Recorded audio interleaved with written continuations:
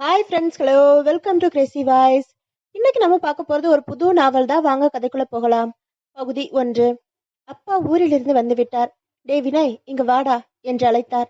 நான் பிஸியா இருக்கேன், ஆஃபீஸ் வேலை இருக்கு என்றான் வினய். அடச்சி வாடா என்று கத்தினார் அப்பா சிவராமன். அவருடைய அறைக்கு போனான் வினய். என்னடா இது, நம்ம வீட்டு ஃப்ரிட்ஜை திறந்த மாதிரி உடம்பு கப்படிக்குது. நம்ம ஊர் வியர்வைக்கு கப்பு தான் அடிக்க தான் செய்யும். என் உடம்புல இருந்து கமகமன்னு வாசனை வரணும்னா வினய்னு பேர் வச்சதுக்கு பதிலா வினய்னு பேர் வச்சிருக்கணும். ஒர்க் ஃப்ரம் ஹோம் செய்யறதுனா இப்படியாடா? குளிச்சுட்டு ஆஃபீஸ் ரூம்குள்ள போக மாட்டியா? சும்மா இரு. என் ப்ராஜெக்ட் மேனேஜர் பல்லு கூட தேய்க்கறது இல்ல. பிரதோஷம் அன்னைக்கு மட்டும்தான் ப்ரஷ்ஷை எடுக்கிறாரு. சரி சரி, உன் பிரதாபம் போதும். ஒரு சின்ன வேலை செய்யணும். என்ன? இந்த செம்பை பாரு. அப்பா கையில் ஒரு செம்பு இருந்தது. ஒரு சிறிய பப்பாளி பழ சைஸுக்கு இருந்தது.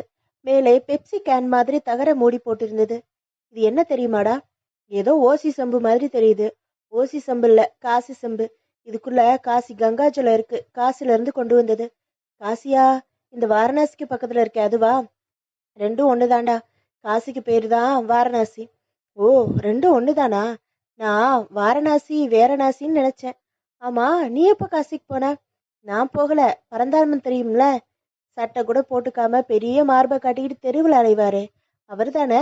அவருக்கு பரந்தாமன்கிறதுக்கு பதிலா பரந்த மார்பன்னு பேர் வச்சிருக்கலாம். எக்ஸ்ரே எடுத்தா கூட பாதி மார்பு தான் விழுதுன்னு ராயல் லேப்கார கோச்சுக்கிட்டான். ம், அந்த பரந்தாமன் தான் இந்த சொம்பை கொண்டு வந்தாரு. நமக்கு 2 சொம்பு கொடுத்துருக்காரு. சொம்பு முக்கியமா இந்த கதை? இதுல ஒரு காசு சொம்பு தான் நமக்கு சொந்தம். ரொம்ப தூரத்து சொந்தமா இருக்கே. இன்னொரு சொம்பை நம்ம நெருங்கிய சொந்தக்காரர் ஒருத்தருக்கு கொடுக்க போறோம். கொடு. என்கிட்ட ஏன் சொல்ற? நீ தானா போய் கொடுத்துட்டு வரணும். நானா? நான் ரொம்ப பிஸி, நீ போயிட்டு வா. போறேன். பெங்களூர் குளிரும்னு பார்த்தேன், போயிட்டு வந்துடுறேன். பெங்களூர் என்ற பெயரை கேட்டதும் வினயின் முகம் மாறியது. 3 மாதங்கள் முன்பாகத்தான் அவனுக்கு திவ்யாவுடன் திருமணமானது. திவ்யா பெங்களூரைச் சேர்ந்தவள். பெண் பார்க்க பெங்களூருக்கு போன போது கூட கேசரி வைக்கவில்லை திவ்யாவின் பெற்றோர். போலிதான் வைத்திருந்தார்கள். கேசரி செய்யலையா என்று கேட்டார் வினயின் அம்மா மஞ்சுளா. இங்க போலிதான் ஃபேமஸ்.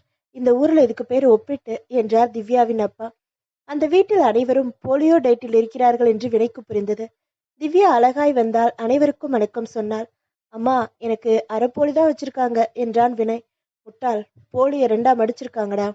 பேசிக்கொண்டிருக்கும் போதே திவ்யா 2ஆக மடிந்து மஞ்சுளாவை நமஸ்கரித்தாள். அவளின் மடியலை நோக்கி கொண்டிருந்தான் வினய். இந்த சம்பிரதாயங்களை பார்த்து அவனுக்கு சிரிப்பு வந்தது. கிரிக்கெட் மேட்சில் ட்ரிங்க்ஸ் கொடுத்து முடித்த 12th மேன் மாதிரி கொஞ்ச நேரத்தில் திவ்யா உள்ளே போய்விட்டாள். சாப்பிட்டு முடித்ததும் பொண்ணு பிடிச்சிருக்கா என்று கேட்டார் திவ்யாவின் அப்பா. போலி எனக்கு ரொம்ப பிடிச்சிருக்கு என்று சூசகமாக சொன்னான் விஜய். டே, என்னடா இப்படி சொல்ற? டைரக்டா சொல்லுடா என்றார் அப்பா. அப்பா சும்மா இரு, இது ஒரு குறியீடு. Directorial Dutch. மாப்பிள்ளையின் இந்த சமயோஜிதம் சம்பந்தி நரசிம்மனுக்கு மிகவும் பிடித்து போய்விட்டது. திவ்யாவை ஒப்பீட்டுடன் நினைத்து பேசிய ஒப்பீட்டு இலக்கணத்தை வெகுவாக ரசித்தார். அப்புறம் என்ன, பேசி முடிச்சிடலாம் என்றார். எல்லாவற்றையும் பேசி முடித்தார்கள். பேசனில் இருந்த பலகாரங்களை தின்றும் முடித்தார்கள். திருமணத்திற்கு 1 வாரம் முன்பு வெளியில் சந்தித்த போது மெதுவாக ஆரம்பித்தாள் திவ்யா. ஏங்க, நமக்கு கல்யாணம் ஆயிடுச்சுன்னா அவங்க அப்பா அம்மா சேர்ந்துதான் இருப்பாங்களா? ஆமா. நமக்கு கல்யாணம் ஆனதுக்காக அவங்கள டைவர்ஸ் பண்ண முடியுமா? ஐயோ, அது இல்ல. அவங்க நம்ம கூட தான் இருப்பாங்களா? ஆமா. எங்களை பிரிக்க முடியாது. நாங்க வேளச்சேரியும் வெள்ளமும் போல. I am very happy Vinay. உங்க அப்பா அம்மா நம்ம கூட தான் இருக்கணும். எனக்கு தனி குடித்தனமே பிடிக்காது. எனக்கும் அப்படிதான் திவ்யா. ஜாயின் தான் பிடிக்கும். ம். இன்ஜினியரிங் காலேஜ் கூட ஜாயின் என்ட்ரன்ஸ் எக்ஸாம் எழுதி தான் சேர்ந்தேன். கரெக்ட். நானும் அப்படிதான். புடவை வாங்கினா கூட ப்ளவுஸ் ஜாயிண்டாக இருக்கிற புடவை தான் வாங்குவேன். தனிமையே எனக்கு பிடிக்காது. அதனால தனி ஒருவன் படம் கூட பார்க்கல. சூப்பர். கல்யாணம் ஆட உடனே நாம மாசா மாயாண்டி குடும்பத்தார் படத்துக்கு போறோம் ஐடியா திவ்யா. வினய், உன்கிட்ட இன்னொரு முக்கியமான விஷயம் சொல்லணும். சொல்லு. நான் பேங்க் ஆஃபீஸர் பரீட்சைக்கு எழுதியிருக்கேன். அதில் பாஸும் ஆயிட்டேன். அடடா, ஆல் பாஸ் போட்டாங்களா? அடி பின்னிடுவேன். 1 வருஷம் கோச்சிங் கிளாஸ் போய் பரீட்சை எழுதினேன். கோச்சிக்காத திவ்யா. எப்போ வேணும்னாலும் ட்ரைனிங்க்கு கூப்பிடுவாங்க. திருமணம் முடிந்து 1 வாரம்தான் கூட்டு குடும்பமாக இருந்தார்கள். திவ்யாவுக்கு ட்ரைனிங் போட்டு விட்டார்கள். நல்ல வேலையாக பெங்களூரில் போட்டார்கள். 3 மாதம் ட்ரைனிங். புறப்படும் முன் மாமியார் மஞ்சுளா கையை கெட்டியாக பற்றி கொண்டு பேச ஆரம்பித்தாள் திவ்யா. அத்தை, எனக்கு பெங்களூர்ல ட்ரைனிங் போட்டுட்டாங்க. தப்பா நினைச்சுக்காதீங்க. இல்லம்மா, என் மருமக பேங்க் ஆஃபீஸர்னா எனக்கு பெருமை தானே. பாஸ்புக் என்ட்ரி இனிமே சுலபமா போட்டுக்கலாம். அத்தை, நான் வர்றேன். கூடிய சீக்கிரம் நம்ம மறுபடியும் ஒன்று சேரலாம். ஜாயிண்டா இருக்கலாம். ஆமா, 4 சிம் இருக்கிற ஃபோன் வாங்குறோம். 4 பேரும் ஒரே ஃபோன் யூஸ் பண்றோம். மாமியார் மருமகள் இப்படி ஒற்றுமையாக பேசியதை பார்த்து மெகா சீரியல் டைரக்டர்கள் வெந்து போனார்கள். மேற்கண்ட பிளாஷ்பேக் காரணமாக 2 மாதமாக வினய் திவ்யாவை பிரிந்துதான் இருக்கிறான். பெங்களூருக்கு மாமனார் வீட்டுக்கு காசி சொம்பை கொண்டு போய் கொடுக்க வேண்டும் என்று அப்பா கூறியதும் அவனுக்கு ஆனந்தம் பொங்கியது. அன்று இரவே பஸ்ஸில் புறப்படுவது என்று முடிவெடுத்தான். அம்மா, நான் இன்னைக்கே பெங்களூர் போறேன். பெங்களூர்ல இருந்து ஒர்க் ஃப்ரம் ஹோம் பண்ணலான்னு இருக்கேன். சரி, போயிட்டு வா. கடைக்கு போய் பிளவுஸ் ஜாயிண்டா இருக்கிற ஒரு புடவையை வாங்கி கொண்டான். இரவு 8 மணிக்கு பஸ் புறப்பட்டது. காசி சொம்பை ஒரு மஞ்சள் பையில் பத்திரமாக வைத்துக் கொண்டான். இரவு 11 மணி சுமாருக்கு ஒரு டீ கடை வாசலில் பஸ் நின்றது. டிரைவர், கண்டக்டர் இறங்கினார்கள். வினயும் இறங்கினான். சொம்பு இருந்த மஞ்சள் பையை கையில் எடுத்துக்கொண்டான். லேப்டாப் பையையும் எடுத்துக்கொண்டான். டீ குடித்து முடித்தவுடன் திவ்யாவிடமிருந்து போன் வந்தது. பேச ஆரம்பித்தான். நெடுநேரம் பேசிக் கொண்டிருந்தான். பேசிக்கொண்டே சாலையின் அடுத்த பகுதிக்கு போய்விட்டான். 10 நிமிடம் பேசியிருப்பான். பிறகு பஸ் நிற்கும் இடத்துக்கு வந்து பார்த்தான். பஸ்ஸை காணவில்லை. பகுதி 2. பாவாடைப்பட்டி கிராமம். ஊர் ஜனங்கள் அரச மரத்தடியில் குறுமி இருந்தார்கள். பஞ்சாயத்து கூடியிருந்தது. நாட்டாமை வந்தால் தீர்ப்பு சொல்லிவிட வேண்டியதுதான். நாட்டாமை இன்னும் வரலையே என்றார் சென்னப்பர். வந்துருவாரு. உன்னையும் என்னையும் மாதிரி பொசுக்குன்னு புறப்பட முடியுமா? நிறைய சங்கீத்தியம் செஞ்சுட்டு வந்தானே புறப்படணும். நாட்டாம பாவாடராயர் புறப்பட தயாராகி கொண்டிருந்தார். சந்தனத்தை மார்பில் ஸ்லோ மோஷனில் தடவி கொண்டிருந்தார். இடுப்பில் பட்டாப்பட்டி அண்டர்வேர் போட்டுக்கொண்டார். அதன் மேல் ஒரு பாவாடையை கட்டி கொண்டார். பார்த்தசாரதி கோவிலில் புளியோதரை அண்டாவை துணி போட்டு மூடுவது போல தன் மார்பை ஒரு துண்டு போட்டு மூடினார்.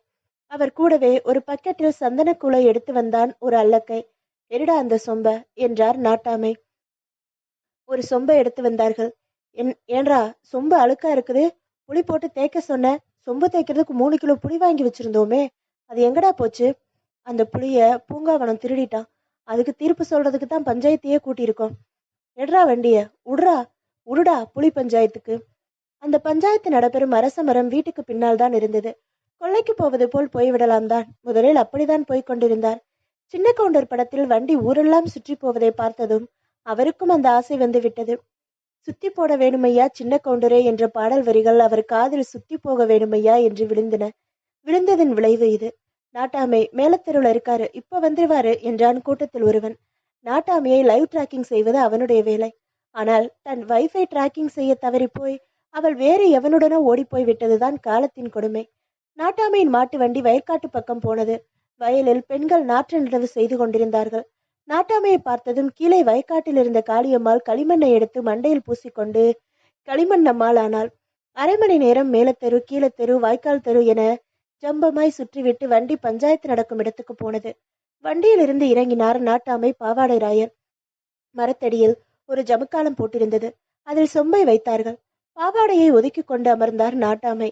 நாட்டாமை பாவாடை இடுப்புல கட்டிடுறாருனா தீர்ப்பு சொல்ற போறாருன்னு அர்த்தம் என்று சிலாகித்தார் ஒரு கிராமத்தார். பாவாடை ராயர் தீர்ப்பு சொல்லும் போது புது பாவாடையை கட்டுவாரு. தீர்ப்பு சொல்லி முடிச்சதும் அதை அரச மரத்தடியிலே போட்டுவாரு. அது அப்படியே கிடக்கும், யாரும் எடுக்க மாட்டாங்க. எடுத்தா பாவாடை தோசம் வந்துடும் என பயந்தார்கள். பாவாடை ராயரின் தீர்ப்பு எப்பொழுதும் ஒரே மாதிரி தான் இருக்கும். இந்த ஆளை 18 பெட்டி கிராமத்துல இருந்து தள்ளி வைக்கிறேன் என்றுதான் பொதுவாக தீர்ப்பளிப்பார். The court of villages ancient Tamil Nadu is exactly divisible by 18 என்ற நியூட்டன் லா ஆஃப் வில்லேஜஸ் படி அங்க பட்டிகள் 18 பிரிக்கப்பட்டிருந்தன. தள்ளி வைக்கப்பட்ட நபர் பக்கத்தில் இருக்கும் 18 பெட்டி கிராமமான வேட்டிப்பட்டியில் போய் வாழ்வார். வேட்டிப்பட்டியில் கெடுதல் செய்து மாட்டிக்கொண்டு தள்ளி வைக்கப்பட்ட ஆள் பாவாடைப்பட்டியில் வந்து வாழ்வார். இப்படியாக கொடுக்கல் வாங்கல் விமர்சையாக நடைபெறும். சின்ன சின்ன திருட்டு கேஸ்களுக்கு இந்த களவாணி வீட்டுல இனிமே யாரும் அண்ணன் தண்ணி புழங்கக்கூடாது என்று சில சமயம் தீர்ப்பளிப்பார். விருந்தாளிகளுக்கு அன்லிமிட்டட் மீல்ஸ் போட்டு நொந்து போனவர்களுக்கு இந்த அண்ணன் தண்ணி புழங்கக்கூடாத தீர்ப்பு ஒரு வரப்பிரசாதமாக இருக்கும். இதற்காகவே பலரும் சின்ன சின்ன திருட்டு செய்து வந்தார்கள். அப்படிதான் பூங்காவனம் சொம்பு தேய்க்க வைத்திருந்த புலியை திருடிவிட்டான். பூங்காவனம் பஞ்சாயத்து முன்னால் பவ்யமாக கை கட்டி நின்றான். புலிய திருடினியா? புள்ள இல்லைங்க, புலி என்றான் பூங்காவனம். இன்னைக்கு புளிய திருடினவ நாளைக்கு பைத்தம்பருப்பையும் திருடுவ. அதையும் தான் திருடிட்டேன் ஐயா, எனக்கு ஏதாவது தண்டனை கொடுத்துருங்க. சந்தனத்தை பூசுடா என்றார் நாட்டாமை.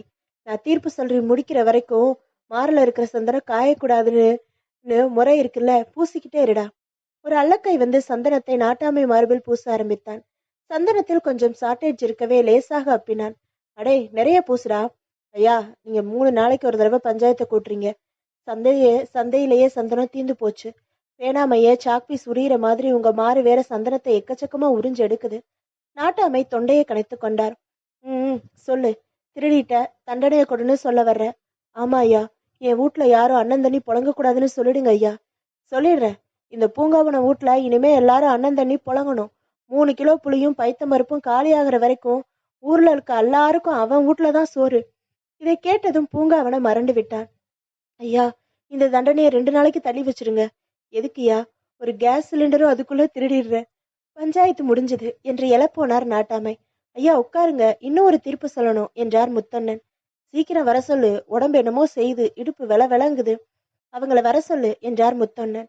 முத்தம்மாளுடன் கைகோர்த்து கொண்டு வந்தான் வேலப்பன். என்னையா பிராது என்றார் நாட்டாமை. வேலப்பன் முத்தம்மா வலது கை இழுத்துட்டான். அப்படியா? ஐயா, இது பெரிய குத்தம். இதை வளர விடக்கூடாது என்றார் முத்தண்ணன். ஆமா, கைய வளர விடக்கூடாது, அப்புறம் தரையை தொட்டுடும். முத்தம்மாள் பக்கம் திரும்பினார் நாட்டாமை. ஏமா, அவ்வளோ நேரம் வலது கையை பிடிச்சு இழுத்துக்கிட்டு இருந்தா நீ என்ன செஞ்ச? கொஞ்ச நேரம் இடது கையை கொடுத்தேன் ஐயா. வீட்டு களவாணித்தனம் செஞ்சிருக்கீங்க. தப்புதான் ஐயா, எங்களை வேட்டிப்பட்டி ஊருக்கு தள்ளி வச்சிருங்க என்றான் வேலப்பன். நாட்டாமை சிரித்தார்.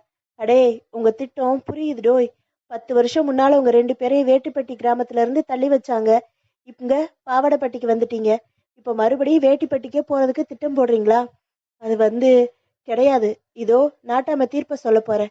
கூறிக்கொண்டிருக்கும் போது அவர் மார்பில் இருந்த சந்தனம் முழுவதும் காய்ந்து போனது. அடே, சந்தனத்தை பூசுடா கத்தினார் நாட்டாமை. பக்கெட் காலியாயிடுச்சியா? சந்தனம் காஞ்சதால தீர்ப்பு சொல்ல முடியாது. இனிமே அடுத்த பஞ்சாயத்துல தான் தீர்ப்பு என்றார் கணக்கு பிள்ளை. கூட்டம் களைய ஆரம்பித்தது. இப்ப நாங்க என்ன செய்யறது என்றான் வேலப்பன். தீர்ப்பு வர்ற வரைக்கும் முத்தம்மா கைய பிடிச்சு இழுத்துக்கிட்டே இரு. நாட்டாமை வண்டியை நோக்கி நடக்க ஆரம்பித்தார். திடீரென அவர் தள்ளாட ஆரம்பித்தார். 4 அடிகள் தள்ளாடி கொண்டே நடந்தவர் பொத்தென கீழே விழுந்தார். பகுதி 3. நாட்டாமை கீழே விழுந்தது. மூர்ஜனங்கள் இருவர் அவர் பின்னாலேயே ஓடினார்கள். ஐயா, இப்படி விழுந்துட்டீங்களே, மோசம் போயிட்டீங்களே. நான் வீட்டுக்கு போகணும்டா, கையை பிடிச்சு தூக்குங்கடா. கைகளை பிடித்து நாட்டாமையை தூக்கினார்கள். அவரால் நிற்க முடியவில்லை. உடைந்து போன கிளை மாதிரி கால் மடங்கி இருந்தது. ஐயோ, காலில் சொரணையே இல்லை, இடுப்புக்கு கீழே உணர்ச்சியே இல்லை என்று கத்தினார் நாட்டாமை. நாட்டாமையை வண்டியில் வைத்து வீட்டுக்கு அழைத்து போனார்கள். என்னால இனிமே நிக்க முடியாது, உட்கார முடியாது. இனிமே என்னால தீர்ப்பு சொல்ல முடியாது. அதனால என்ன நாட்டாம? வாய் தான் பேசுது இல்ல, வாய்க்கு இன்னும் வாதம் வரலையே. சும்மா இருடா. நான் இனிமே இடுப்புல எப்படிடா பாவாடை கட்டுவேன்? பாவாடை கட்டாம தீர்ப்பு சொல்லக்கூடாதுடா. பாவாடை ராயன் இப்படி பாடாவதி ராயன் ஆயிட்டேனே புலம்பினார் நாட்டாமை. அதற்குள் ஊர்ஜனங்கள் அனைவரும் நாட்டாமை வீட்டு முன் கூடிவிட்டனர். இனிமே நாட்டாம பாவாடை கட்ட மாட்டாராம் என்றாள் ஒரு பெண். ஆமாம்டி, இடுப்பே இல்ல, உடுப்பு எப்படி கட்டுவாரு? நாட்டாமை பேச ஆரம்பித்தார். எல்லாரும் அமைதியா இருங்க. எனக்கு இடுப்பு உடனே சரியாரும்னு தோணல. அதுக்காக தீர்ப்பு சொல்றதை நிறுத்த முடியாது. எனக்கு ஆண் வாரிசும் இல்லை. இப்ப என்ன செய்யறது? தடிமனான ஒரு ஆள் முன்னே வந்தார். நாட்டாம சரின்னு சொன்னா நான் அந்த பாவாடையை கட்டிக்கிறேன். யோ, சும்மா இரு. பாவாடை கட்டுறதுக்கும் ஒரு கௌரவம் வேணும். காடை கௌதாரி எல்லாம் பாவாடை கட்ட முடியாது, தீர்ப்பு சொல்ல முடியாது. கூடி நின்ற ஊர்ஜனங்கள் விசனப்பட ஆரம்பித்தார்கள். பாவாடைப்பட்டி கிராமத்துக்கு இப்படி ஒரு நிலைமை வந்துவிட்டதே. நாட்டாமை அவர்களை சமாதானப்படுத்தினார். யாரும் கவலைப்பட வேணாம். நான் ஆத்தா கிட்ட வேண்டிக்கிறேன். நாளைக்கு காத்தாளுக்குள்ள ஏதாவது நல்ல செய்தி ஆத்தா சொல்லும். தீர்ப்பு நிக்காது.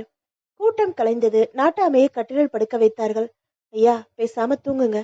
பாதி உடம்புல சொரணையே இல்லை, எப்படி தூக்கம் வரும்? அறத்தூக்கம் தூங்குங்க ஐயா. திவ்யாவுடன் போன் பேசி முடித்துவிட்டு சாலைக்கு வந்து பார்த்தால் தான் வந்த பஸ்ஸை காணவில்லை. திக்கென்றது வினைக்கு. டீக்கடைக்காரரிடம் போனான். இங்க இருந்த பஸ் எங்க? போயிடுச்சு. ஐயோ, நான் அதுல தானே வந்தேன், என்ன விட்டுட்டு போயிடுச்சே. இந்த டிரைவர் மோசம் சார். போன வருஷம் கூட ஒரு ஆளை இதே இடத்துல விட்டுட்டு போயிட்டாரு. உங்களுக்கு எப்படி தெரியும்? நான் தான் சார் அது. அப்படியே இங்க டீ கடை போட்டு செட்டில் ஆயிட்டேன். இப்ப என்னையும் இங்க கடை போட சொல்றியா? போட்டா கொன்னு போடுவேன். போடுறதுக்கு பேர் தாயா கொள்றது. சோகத்துடன் டீ கடை பெஞ்சில் அமர்ந்தான் வினய். என் பையும் பஸ்ஸோட போயிடுச்சு. அதுல என் பொண்டாட்டிக்கு வாங்கின புடவை வேற இருக்கு. புது புடவையா? ஆமா, புது பொண்டாட்டி புது புடவை. பழைய ஜோக் சார். சரி, இங்க உட்கார வேணாம், கிளம்பு. கொஞ்ச நேரத்துல இங்க யானை வந்துடும். யானை கூட டீ குடிக்க வருமா என்ன? யோ, காட்டு யானையா? துவம்சம் பண்ணிடும். நானே கொஞ்ச நேரத்துல கடையை மூட போறேன். இனிமே இங்க வேற பஸ்ஸே வராதா? வரும், ஆனா நிக்காது. கிளம்பு. ஒரு அடிப்பட்ட புலி வேற சுத்திக்கிட்டு இருக்கு. புலிக்கு எப்படி அடிபட்டுச்சு? சுத்திக்கிட்டு இருக்கிறப்ப அடிபட்டுச்சு. பக்கத்துல ஏதாவது லாட்ஜ் இருக்கா? 3 ஸ்டார் இருந்தா கூட போதும். இது ஒரு அத்துவான காடு. இங்க ஸ்டார் ஹோட்டல் கேக்குதா? இப்படியே நடந்து போ. பக்கத்துல ஒரு கிராமம் வரும். அங்க படுத்து எந்திரிச்சிட்டு காத்தால இந்த இடத்துக்கு வந்து முதல் பஸ் எப்படி? கிராமத்துக்கு எப்படி போகணும்? இப்படி கிழக்கால போ. கிழக்கா? எது கிழக்கு? இது கூட தெரியாதா? உன்னை புலி அடிச்சா தப்பே இல்லை. தெரியாதியா? எங்க அம்மா என்னை கிழக்க தெரியாம வளர்த்துட்டாங்க. நேரா போய் வலது கை பக்கம் திரும்பு. வலது கை தெரியுமா? தெரியாது, இருட்டா இருக்கு. டீக்கடைக்காரர் தலையில் அடித்து கொண்டார். செல்போன்ல டார்ச்சை போட்டு கொண்டான் வினய். லைட் போடாத, புளிக்கு பிடிக்காது. அட போயா, நான் அர்த்த ராத்திரியில வீட்டுல ஒரு ரூம்ல இருந்து இன்னொரு ரூமுக்கு போறதுக்கே டார்ச் லைட்டை போடுவேன். காட்டுல டார்ச் இல்லாம எப்படி போறது? தட்டு தடுமாறி நடந்தான் வினய். ஒரு கையில் காசு சொம்பு இருக்கும் மஞ்சள் பை, இன்னொரு கையில் லேப்டாப் பை. புலி வந்து மைக்ரோசாஃப்டை சாப்பிட்டு விடுமோ என்று வேறு பயந்தான். கொஞ்ச நேரத்தில் டார்ச் லைட் அணைந்து போனது. அரை இருட்டில் அரை மணி நேரம் நடந்ததில் ஏதேதோ ஒரு சிறிய ஊர் தெரிந்தது. சில நாய்கள் நகர்வலம் வந்து கொண்டிருந்தன. அதில் ஒரு நாய் பேய் படத்திற்கு ரீ ரெக்கார்டிங் கொடுத்து கொண்டிருந்தது. ஒரே ஒரு தெருவிளக்கு எரிந்து கொண்டிருந்தது. ஊருக்குள் மெதுவாக நடந்தான். தூக்கம் தள்ளியது. ஒரு அரச மரம் இருந்தது. கீழே ஒரு மேடை இருந்தது. லேப்டாப் பையை தலைக்கு வைத்துக் கொண்டு படுத்தான். குளிர் வாட்டி எடுத்தது. சுற்றும் முற்றும் பார்த்தான். ஏதோ ஒரு துணி இருந்தது. அதை குளிருக்கு போர்த்தி கொண்டான். அவனையும் அறியாமல் கிழக்கு பக்கம் காலை வைத்து அப்படியே தூங்கி போனான். காலையில் சுள்ளென்ற முகத்தில் வெயில் அடித்தது.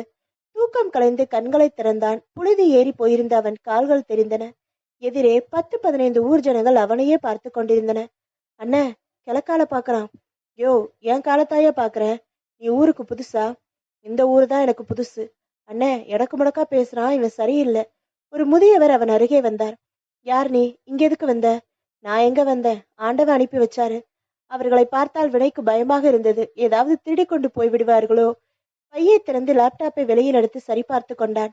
அண்ணே, சிலேட்டு வச்சிருக்கான். அதை 2ஆ உடைச்சு மடிச்சு வேற வச்சிருக்கான். அவர்கள் பேச்சை கவனிக்காமல் காசு சொம்பை எடுத்து பார்த்தான். பத்திரமாக இருந்தது. அதை கும்பிட்டு கொண்டான். யாராவது ஒருத்தர் இந்த ஆளை தப்பிச்சு போகாம பாத்துக்கோங்க. மத்தவங்க எல்லாம் போய் நாட்டாமை கிட்ட செய்தியை சொல்லலாம்.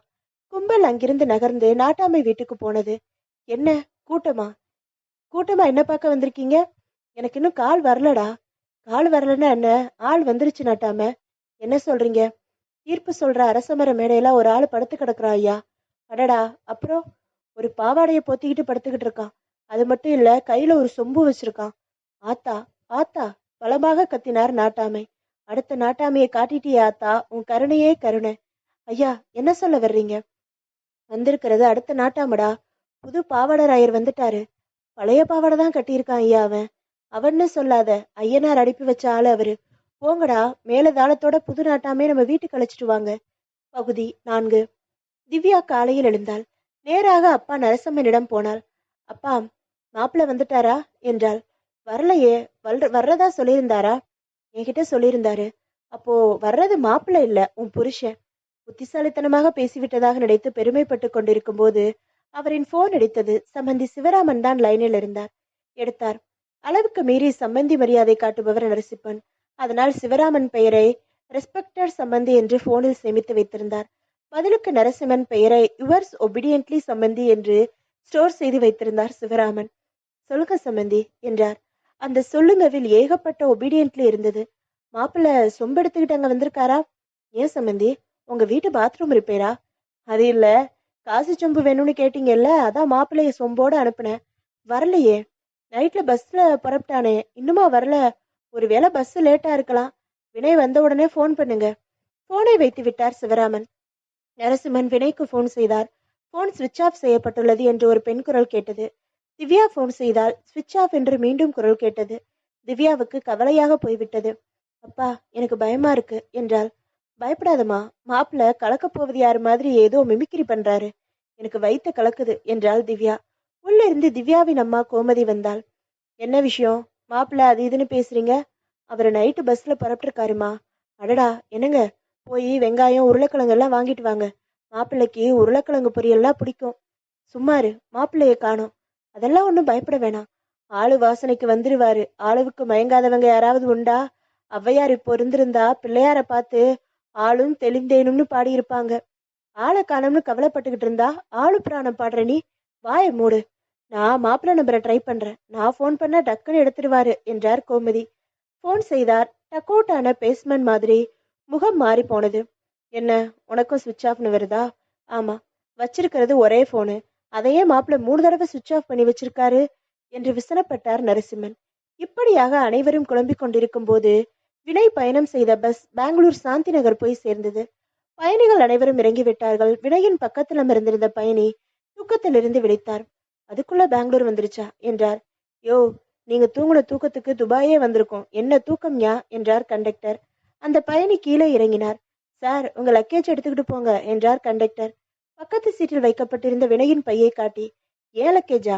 எனக்கு பக்கத்துல உட்காந்துக்கிட்டு இருந்தாரே, அவரோட பை இது.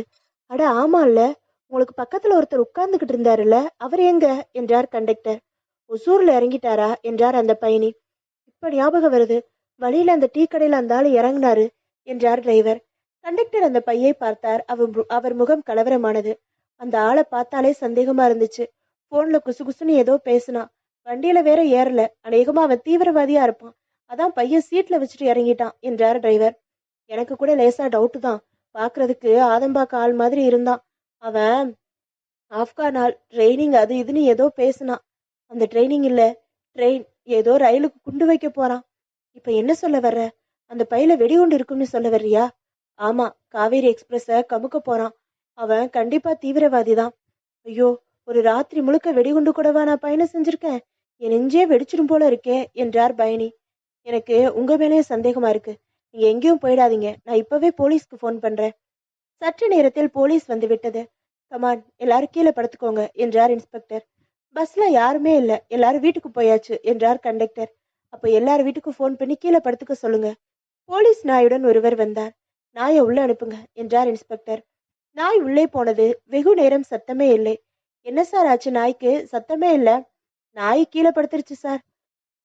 படுத்துருச்சா? படுத்துதியா இந்த இந்த நாய்? குண்டு செக் பண்ற ஸ்குவாட உள்ள அனுப்புங்க. 2 பேர் வந்தார்கள். குண்டு எக்ஸ்பர்ட் கதிரேசன் எங்க என்றார் இன்ஸ்பெக்டர். உள்ள இருக்காரு சார். பஸ்ல எப்போ ஏறினாரு? கவச உடைக்குள்ள இருக்காரு சார். கவச உடை கதிரேசன் தீவிரமாக கந்தசஸ்ரீ சொல்லி கொண்டிருந்தார். அந்த பையில இருக்கிற பொருள் எல்லாம் வெளியில எடுங்க. குண்டு இருந்தா டிஃப்யூஸ் பண்ணுங்க என்று கட்டளை பிறப்பித்தார் இன்ஸ்பெக்டர். டகு டகுன்னு ஏதோ சவுண்டு வேற வருது, குயிக் என்றார். கந்தசஸ்ரீ கவசத்துல டகு டிகு டங்கு டிங்குன்னு சொல்லிக்கிட்டு இருக்கேன் சார் என்றார் கதிரேசன். கதிரேசன், இப்ப எதுக்கு கந்தசஸ்ரீ சொல்றீங்க? குண்டு இருக்க இடமெல்லாம் குமர இருப்பான்னு சொல்றது ஒரு வழக்கம், ஒரு பாதுகாப்பு தான். பஸ்ல ஏறுங்க சார். கதிரேசன் பஸ்ஸில் ஏறி வினயின் பைகளிலிருந்து பொருட்களை பிரித்து போட்டார். சார், உள்ள சந்தேகப்படும்படியா ஒரு ஜீன்ஸ் இருக்கு சார். அப்படியா? ஆமா, துவைச்சிருக்கு சார். வேற என்ன இருக்கு? புதுசா ஒரு புடவை இருக்கு சார். தீவிரவாதி மாறுவேஷம் போடுறதுக்காக வச்சிருப்பான். இல்ல சார், அது மேல மை டியர் திவ்யாவுக்கு அப்படின்னு ஒரு பேப்பர்ல எழுதி வச்சிருக்கான் சார். திவ்யா திகார் ஜெயில இருக்கான்னு நினைக்கிறேன். அவளுக்காக வாங்கியிருக்கான். போலீஸ் டீம் மண்டையை போட்டு உடைத்து கொண்டிருந்தது. குண்டு எதுவும் இல்ல, ஆனா பையன் பஸ்ல கிடக்கு. கண்டக்டர் வந்தார். அந்த பையனோட சொந்தக்காரர் 200 கிலோமீட்டர் முன்னாலேயே இறங்கிட்டாரு என்றார். அந்த இறங்கவாதியை எப்படியாவது கண்டுபிடிக்கணும் என்ற இன்ஸ்பெக்டர் வினயின் பையை கர்ச்சிஃபினால் மூடி எடுத்தார். ச்சே, பை பயங்கரமா கப்படிக்குது. இந்த பைய லேபுக்கு அனுப்புங்க. Urine டெஸ்ட்டுக்கா sir? டேமிட், ஏதாவது தடயம் கிடைக்கும். எல்லாத்தையும் கூட்டி கழிச்சு பார்த்தா பை சொந்தக்காரன் ஒரு சாதா ஆள்னு தெரியுது. பொண்டாட்டிக்கு கூட புடவை வாங்கியிருக்கலாம். இப்ப திவ்யாவை கண்டுபிடிக்கணும். இந்த ஆபரேஷனுக்கு டிஸ்கவர் திவ்யாவுன்னு பேர் வைக்கிறேன். சூப்பர் சார் என்றார் கதிரேசன். இன்னும் 1 மாசம், அதுக்குள்ள திவ்யா கிட்ட அந்த புடவையை கொடுத்துருவேன், எண்ணிக்கோங்க என்ற இன்ஸ்பெக்டர் கண்டக்டர் பக்கம் திரும்பினார். அவரு கலெக்ஷனை எண்ணிக்கொண்டிருந்தார். பகுதி 5. வினயின் முன்னாள் கிராமத்து ஜனங்கள் நின்று கொண்டிருந்தார்கள். ஐயா, மன்னிக்கோணும், நீங்க யாருன்னு தெரியாம தப்பா பேசிட்டோம். இப்ப நான் யாருன்னு தெரிஞ்சு போச்சா? நான் இன்ஸ்டாகிராம்ல இருக்கிறது தெரிஞ்சு போச்சா? ஐயா, அந்த கிராமம் எங்க இருக்கு? அது வெப்ல இருக்கு. ஆள் ஏதோ மப்புல பேசுறான் என்று ஜனங்கள் அதை பெரிதாக பொருட்படுத்தவில்லை. அந்த ஆளை உடனடியாக நாட்டாமையிடம் கூட்டி போக வேண்டும், அவ்வளவுதான். ஐயா, போலாமா என்றார் ஒருவர். எங்க? நீங்க போக வேண்டிய இடத்துக்கு. மாட்டு வண்டியை கொண்டு வந்து நிறுத்தினார்கள். ஏறுங்க போகலாம். பெங்களூருக்கு மாட்டு வண்டியில போவதா? மல்லேஸ்வரத்துக்கு மாட்டு வண்டியா? என்ன அக்கிரமம் இது? வினைக்கு கோபம் வந்தது. பெங்களூருக்கு இதுல எப்படி போறது? டோல்கேட் சார்ஜஸ் மிச்சம் பிடிக்கிறதுக்காக மாட்டு வண்டியில அனுப்புறது ரொம்ப ஓவர். நான் பஸ்ஸை பிடிக்கணும். வண்டியில ஏறுங்க. பெரிய நாட்டாமையை போய் பார்க்கலாம். பெரிய நாட்டாமையா? ஆமாங்க, பெரிய நாட்டாம. அவருக்கு கீழே சின்ன நாட்டாம, அதாவது cabinet rank minister, minister of state மாதிரி. ஸ்டேட் மினிஸ்டர் யாரும் இங்க இல்ல. ஒரு சின்ன நாட்டாம தான் ஊருக்கு புதுசா வந்திருக்காரு. எவன் அவன்? நீங்க தான் ஐயா. நான் நாட்டாமையா? முடியாது. நான் அந்த வேட்டியெல்லாம் கட்ட மாட்டேன்.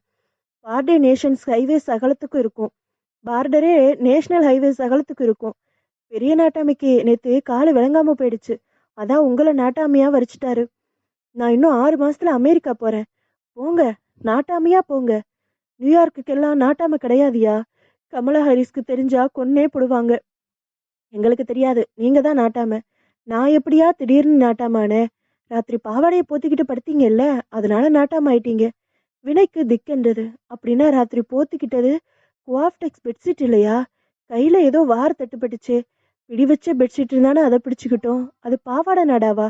ஒருவன் காசி சும்பை எடுத்துக்கொண்டான், இன்னொருவன் லேப்டாப் பையை எடுத்துக்கொண்டான். வினய் வண்டி பக்கத்தில் போனான். உட்காரும் இடம் ஷாப்பிங் மாலில் இருக்கும் ஃபுட் கோர்ட் மாதிரி எங்கோ 4வது மாடியில் இருந்தது. எஸ்கலேட்டர் வசதி இல்லாத போது எப்படி ஏறுவது? கோயம்பேட்டில் முட்டைக்கோஸ் மூட்டையை தூக்குவது போல அவனை 2 பேர் தூக்கி வண்டியில் வைத்தார்கள். 5 நிமிடத்தில் நாட்டாமை வீட்டு முன் வண்டி நின்றது. சின்ன நாட்டாமை வருகையை ஒட்டி பெரிய நாட்டாமை வீட்டு வாசலில் பெரியதாக கோலம் போட்டிருந்தது. ஒரு மாடு 1/2 கிலோ சாணியை எக்ஸ்ட்ராவாக போட்டிருந்தது. ஒரு மூதாட்டி ஒரு முரத்தில் அந்த சாணியை வைத்து வினை தலைக்கு மேல் 3 முறை சுற்றினாள். திருஷ்டி களைஞ்சிருச்சு என்றார். திருஷ்டி களையல, மாடுதான் களைஞ்சிருக்கு என்றான் வினை. இவர்களிடம் மாட்டிக்கொண்டாகிவிட்டது. தலைக்கு மேல் சாணி போனால் என்ன, முரம் போனால் என்ன? விரக்தியுடன் வினை உள்ளே நுழைந்தான். பெரிய நாட்டாமை படுக்கையில் படுத்திருந்தார். வாங்க சின்ன நாட்டாம என்றார். அவர்கள் பேசும்போது தாங்கள் இருக்கக்கூடாது என ஊர்ஜனங்கள் கலைந்து போனார்கள். என்ன எதுக்கு இப்படி வலுக்கட்டாயமா தூக்கிட்டு வந்தீங்க?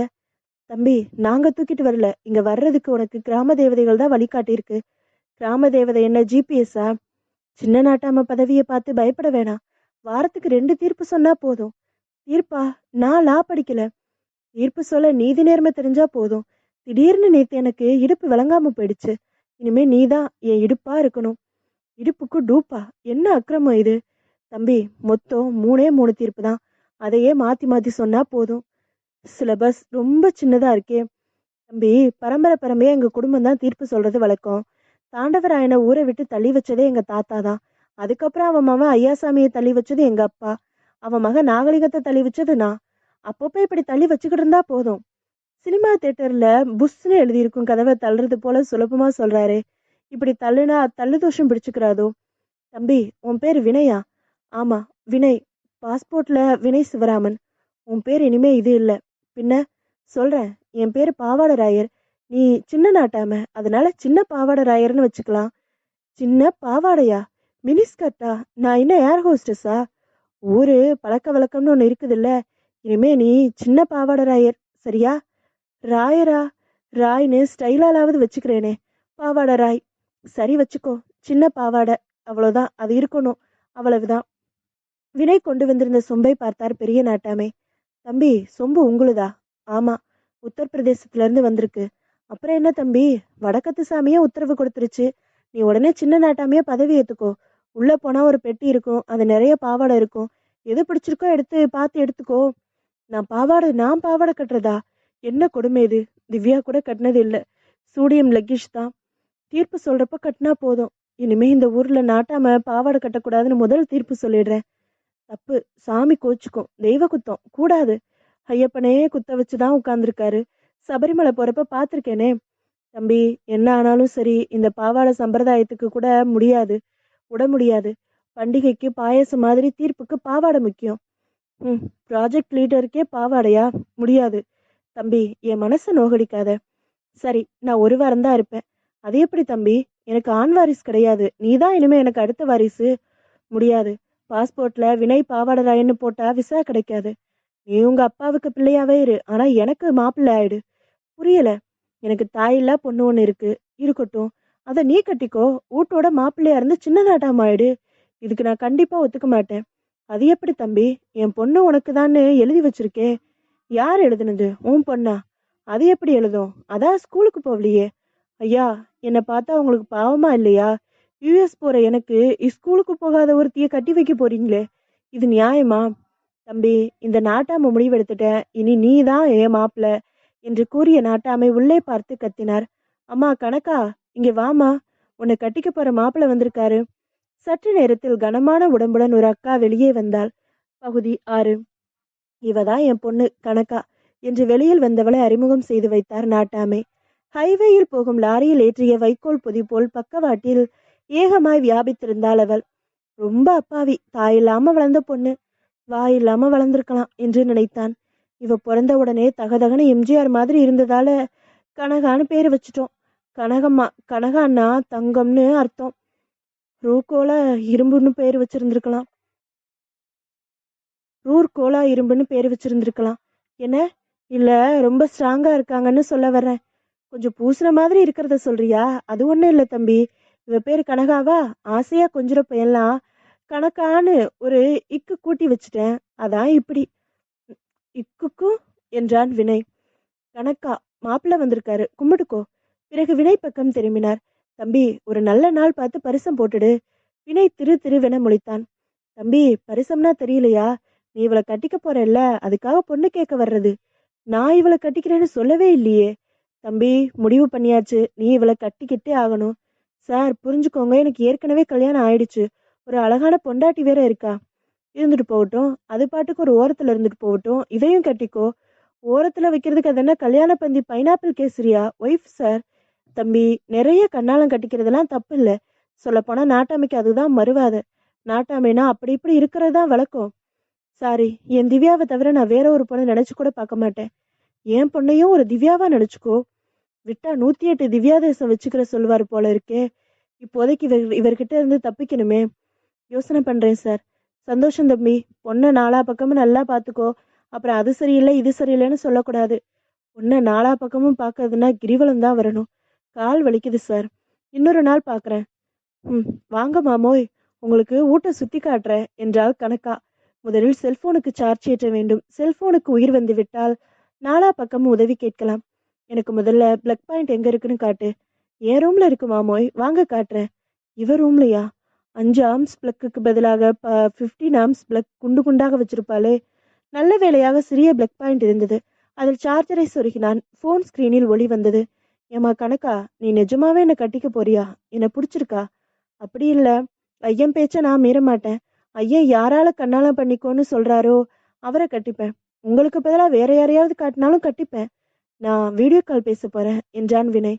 நானும் ஸ்கிரீன்ல வர்றேன், ஆசையா இருக்குது. உன்னை ஸ்கிரீன்ல பார்க்கணும்னா 60 இன்ச்சி எல்இடி டிவியில போய் பாரு. நான் தனியா பேசணும். இதே கான்ஃபரன்ஸ் கால் இல்ல. இவள் எதிரே திவ்யாவுடன் வீடியோ கால் பேசினால் வம்பாக போய்விடும் என வாய்ஸ் கால் போட்டான். திவ்யா எடுக்கவில்லை. 2 முறை முயன்றான், அப்பொழுதும் எடுக்கவில்லை. குளித்து முடித்து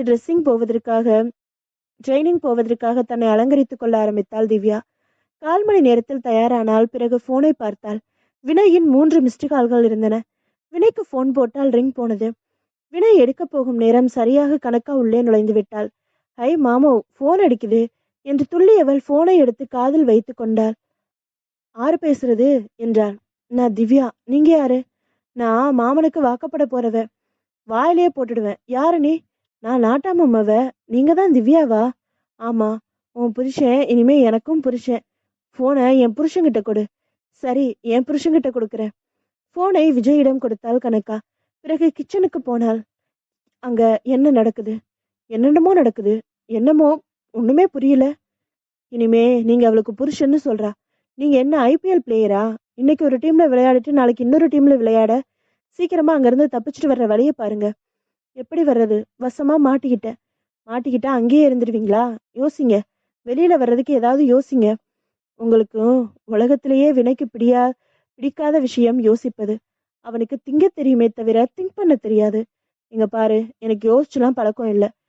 யோசிச்சிருந்தா உன்னை கல்யாணம் பண்ணிருப்பேனா? என்ன? சாரி, யோசிக்காம பேசிட்டேன். நீயே யோசிச்சு தப்பிக்கிறதுக்கு வழிய சொல்லு. அதுபடியே பண்றேன். சரி, அப்பப்போ நான் ஃபோன் பண்றேன். நான் சொல்றபடி நடந்துக்கோ. அத நாட்டாம பொண்ணு, அவ பேர் என்ன? கனகா. ம், அந்த கனகா கிட்ட கொஞ்சம் டிஸ்டன்ஸை மெயின்டைன் பண்ணுங்க. சரி. நாட்டாம சொல்றதுக்கெல்லாம் இப்போதைக்கு தலையாட்டிக்கிட்டே இருங்க. அவங்க வழியிலேயே போய் தப்பிக்கணும். ஆனா நாட்டாம பாவாடை கட்டிக்க சொல்றாரே. வேற வழி இல்ல, கட்டிக்கிட்டு தொலைங்க. ஆனா மெஜந்தா கலர் வேணாம், சாயம் போகும். உடம்புல சாயம் ஒட்டிக்கும். கனகா கையில் இட்லியுடன் வந்தாள். கனகா, இட்லி கொண்டு வந்திருக்கா, சாப்பிடலாமா? சாப்பிடுங்க. ஆனா டிஸ்டன்ஸ் மெயின்டைன் பண்ணுங்க. தூரத்துல இருந்தே இட்லிய தூக்கி போட சொல்லுங்க.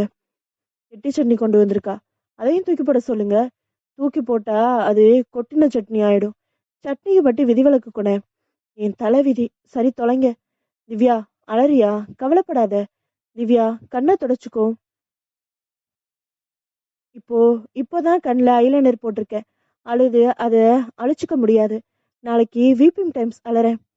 சரி திவ்யா, என்னோட தூக்கம் வேற, துக்கம் வேற. கல்யாணம் ஆகி 1 மாசம் கூட ஆகல. தனி குடித்தனம் கூடாது, குடித்தனம் தான் இருக்கணும்னு ஆசைப்பட்டேன். இப்போ நான் பெங்களூர்ல இருக்கேன். நீங்களாவது அப்பா அம்மா கூட இருப்பீங்கன்னு பார்த்தா நீங்களும் இந்த கிராமத்துல தனியா இருக்கீங்க. தனியா இல்ல, இங்க கூட்டு குடுத்தனம் தான் இருக்கேன். நாட்டாம இருக்காரு, கணக்கா இருக்காங்க. அப்புறம் அவரோட உறவினர்கள் எல்லாரும் இருக்காங்க. இன்னொரு தடவை கணக்கா பேரை சொன்னா கொன்னு போடுவேன். நீங்க நாட்டாம கிட்ட மட்டும் சொணக்கமா போங்க. கணக்காவை கண்டுக்க வேணாம். சரி திவ்யா, எனக்கு வாட்ஸ்அப்ல இன்ஸ்ட்ரக்ஷன் கொடுத்துக்கிட்டே இரு. அதுபடியே பண்றேன். நல்லது. நான் சாயங்காலம் பனசங்கரி அம்மன் கோவிலுக்கு போய் எலுமிச்சப்பழ மாலையில விளக்கேத்திட்டு வர்றேன். எல்லாம் நல்லதே நடக்கும். இரவு மீண்டும் திவ்யாவுக்கு ஃபோன் செய்தான் வினய். கணக்கா பேசி இதெல்லாம் கூறினான். எனக்கு யோசிக்க டைம் கொடுங்க. ராத்திரி அடுத்த பிளானை பத்தி மெசேஜ் அனுப்புறேன் என்றாள் திவ்யா. இரவு சாப்பிட்டு முடிந்ததும் ஒரு கயிறு கட்டிலை ஒரு கையால் தூக்கி வந்தாள் கணக்கா. மாமோய், கைத்து கட்டில தூங்குறீங்களா என்றாள். கைத்துல தொங்குறீங்களா என்று கேட்பது போல இருந்தது அது. ஒரு பாய் கொடு, கீழேயே படுத்துக்கிறேன். வேணாம், இங்க 4ஆம் நம்பர் பெருச்சாளி வரும். பாவி, பெருச்சாளிக்கு சீரியல் நம்பர் போட்டிருக்காளே. கயிற்றுக்கட்டிலில் சாய்ந்த போது திவ்யாவிடமிருந்து மெசேஜ் வந்தது. பகுதி 7. திவ்யாவிடமிருந்து வந்த மெசேஜை படித்தான் வினய். நீங்க முதல்ல கணக்கா கிட்ட தப்பிக்கணும் என்றது மெசேஜ். ஆமா என்று பதில் மெசேஜ் அனுப்பினாள். கணக்காவுக்கு உங்க மேல லவ் இல்லைன்னு தெரியுது, சரியா? இருக்கலாம் என்று பதில் மெசேஜ் அனுப்பினாள். என்ன, லவ் இருக்கலாமா? இல்ல, நீ சொன்னது உண்மையா இருக்கலாம். அவ வேற யாரையாவது கல்யாணம் பண்ணிக்கணும். ஒரு யாரோவுக்கு ஏற்பாடு பண்ணுங்க. என்ன பண்றது? ஏதாவது யோசிப்போம். யோசி திவ்யா, யோசி. உன் யோசிப்புல தான் நான் தப்பிக்கிறதே இருக்கு. மாட்டிக்கிறது நீங்க, யோசிக்கிறது நானா? அடுத்த தடவை நீ எங்கேயாவது நைட்டிப்பட்டி கிராமத்துல மாட்டிக்கிட்டா நான் யோசிக்கிறேன் Divya. Good night. Sorry, good nighty. Sorry, good night. போனில் ஒளி மங்கியது. வினயும் தூங்கி போனான். மறுநாள் காலை குளித்து முடித்து கையில் லேப்டாப்புடன் அமர்ந்தான் வினய். இந்த வீட்ல வைஃபை இருக்கா என்றான் கனகாவிடம். துணிப்பை இருக்கு மாமோய். எனக்கு பிராண்டட் பேண்ட் வேணும். பேண்ட் சந்தையில வாங்கிக்கலாம். அடச்சி என்று அழைத்து கொண்டவன் போனில் ஹாட்ஸ்பாட் போட்டு லேப்டாப்புடன் நினைத்து கொண்டான். என்ன பண்றீங்க மாமோய்? ஆபீஸ் வேலை. ஆபீஸ்க்கே போகல? உங்க வீடு தான் என் ஆபீஸ். ஹை, உங்களுக்கு என்ன வேலை? எங்க வேலை? தாலுகா ஆபீஸ்லயா? பியூனா நீங்க? பியூன் இல்ல, பிஎம் ப்ராஜெக்ட் மேனேஜர். என்று ஒரு டேபிள் சேர் கொடு. ஒர்க் ஃப்ரம் ஹோம் பண்ணணும். ஹோமம் கூட உங்களுக்கு செய்ய தெரியுமா? நீ கொஞ்சம் அந்த பக்கம் போறியா? எனக்கு ஒரு கால் இருக்கு. 2 கால் இருக்கு மாமோய். பதில் பேசாமல் லேப்டாப்பில் லாக்இன் செய்தான் வினய். ஏகப்பட்ட மெயில்கள் வந்திருந்தன. வேலையில் மூழ்கினான். கொஞ்ச நேரத்தில் கணக்கா வந்தாள். ஐயன் கூப்பிடுறாரு. லேப்டாப்பை மூடி வைத்து விட்டு போனாள். வா தம்பி, காத்தால 11 மணிக்கு பஞ்சாயத்து கூட்டி இருக்கு. கூட்டுங்க. நீதான் நடத்தணும். எனக்கு கிளைண்ட் கூட ஜிம் மீட்டிங் இருக்கு. என்ன தம்பி, ஜூம்பா மீட்டிங்னு சொல்லிக்கிட்டு நீ தீர்ப்பு சொல்லணும் தம்பி. தீர்ப்பா? நானா? ஆமா. இன்னும் கொஞ்ச நேரத்துல மாட்டு வண்டி வரும். நீ போறப்ப நெத்தியில மண்ணை வாரி பூசிக்கிறதுக்கு காளியம்மாவை ஏற்பாடு பண்ணியாச்சு. ஒரு ஆளு ஒரு பாவாடை எடுத்து வந்தார். பாவாடையை கட்டிக்கோ தம்பி. நான் ஜீன்ஸ் போடுறேன். பாவாடையில பின்னால பாக்கெட் கூட இருக்காதே. பாவாடைக்கு முன்னால பின்னால எல்லாம் கிடையாது. எப்படி வேணும்னாலும் கட்டிக்கலாம். அந்த ரிவர்சிபிள் ட்ரெஸ் எனக்கு வேணாம். தீர்ப்பு சொல்றப்போ பாவாடை கட்டியிருக்கணும். உள்ள பட்டாப்பட்டி அண்டர்வேர் போட்டுக்கலாம். விசித்திரமான காம்பினேஷனாக இருக்கிறதே. பாரிஸ் ஃபேஷன் ஷோவில் இதை பார்த்தால் பேண்ட் வாங்கி விடுவார்கள், பேட்டன்ட் வாங்கி விடுவார்கள். தம்பி, சட்டையை கழட்டி மார்ல சந்தனத்தை பூசிக்கோ. இப்படியெல்லாம் கொடுமைப்படுத்துறீங்களே, உங்களுக்கு நெஞ்சில ஈரமே இல்லையா? உட்காருங்க என்று அவனை ஒரு கல் மீது அமர வைத்தார்கள். சட்டையை கழற்றினார்கள். தேர்தல் வாசகம் எழுதும் முன் காம்பவுண்ட் சுவற்றில் வெள்ளையடிப்பது போல் அவன் மார்பில் சந்தனத்தை அப்ப ஆரம்பித்திருந்தார்கள்.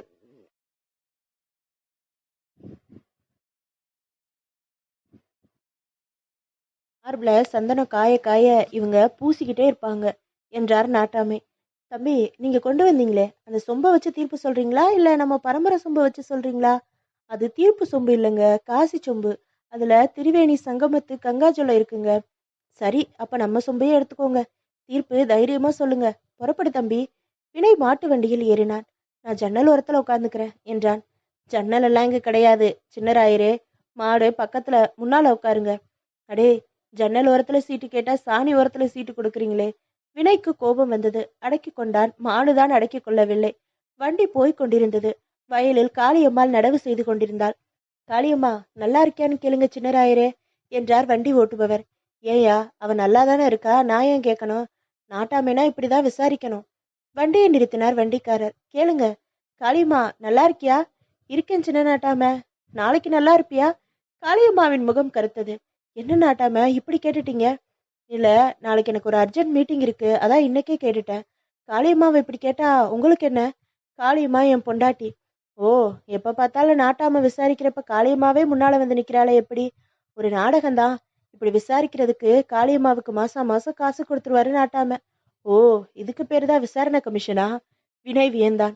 வண்டி பஞ்சாயத்து நடக்கும் இடத்துக்கு போனது. வினய் வண்டியிலிருந்து இறங்கினான். ஒரு ஆள் வந்து வணக்கம் சொன்னான். கும்பிடுறேன் சின்னராயரே.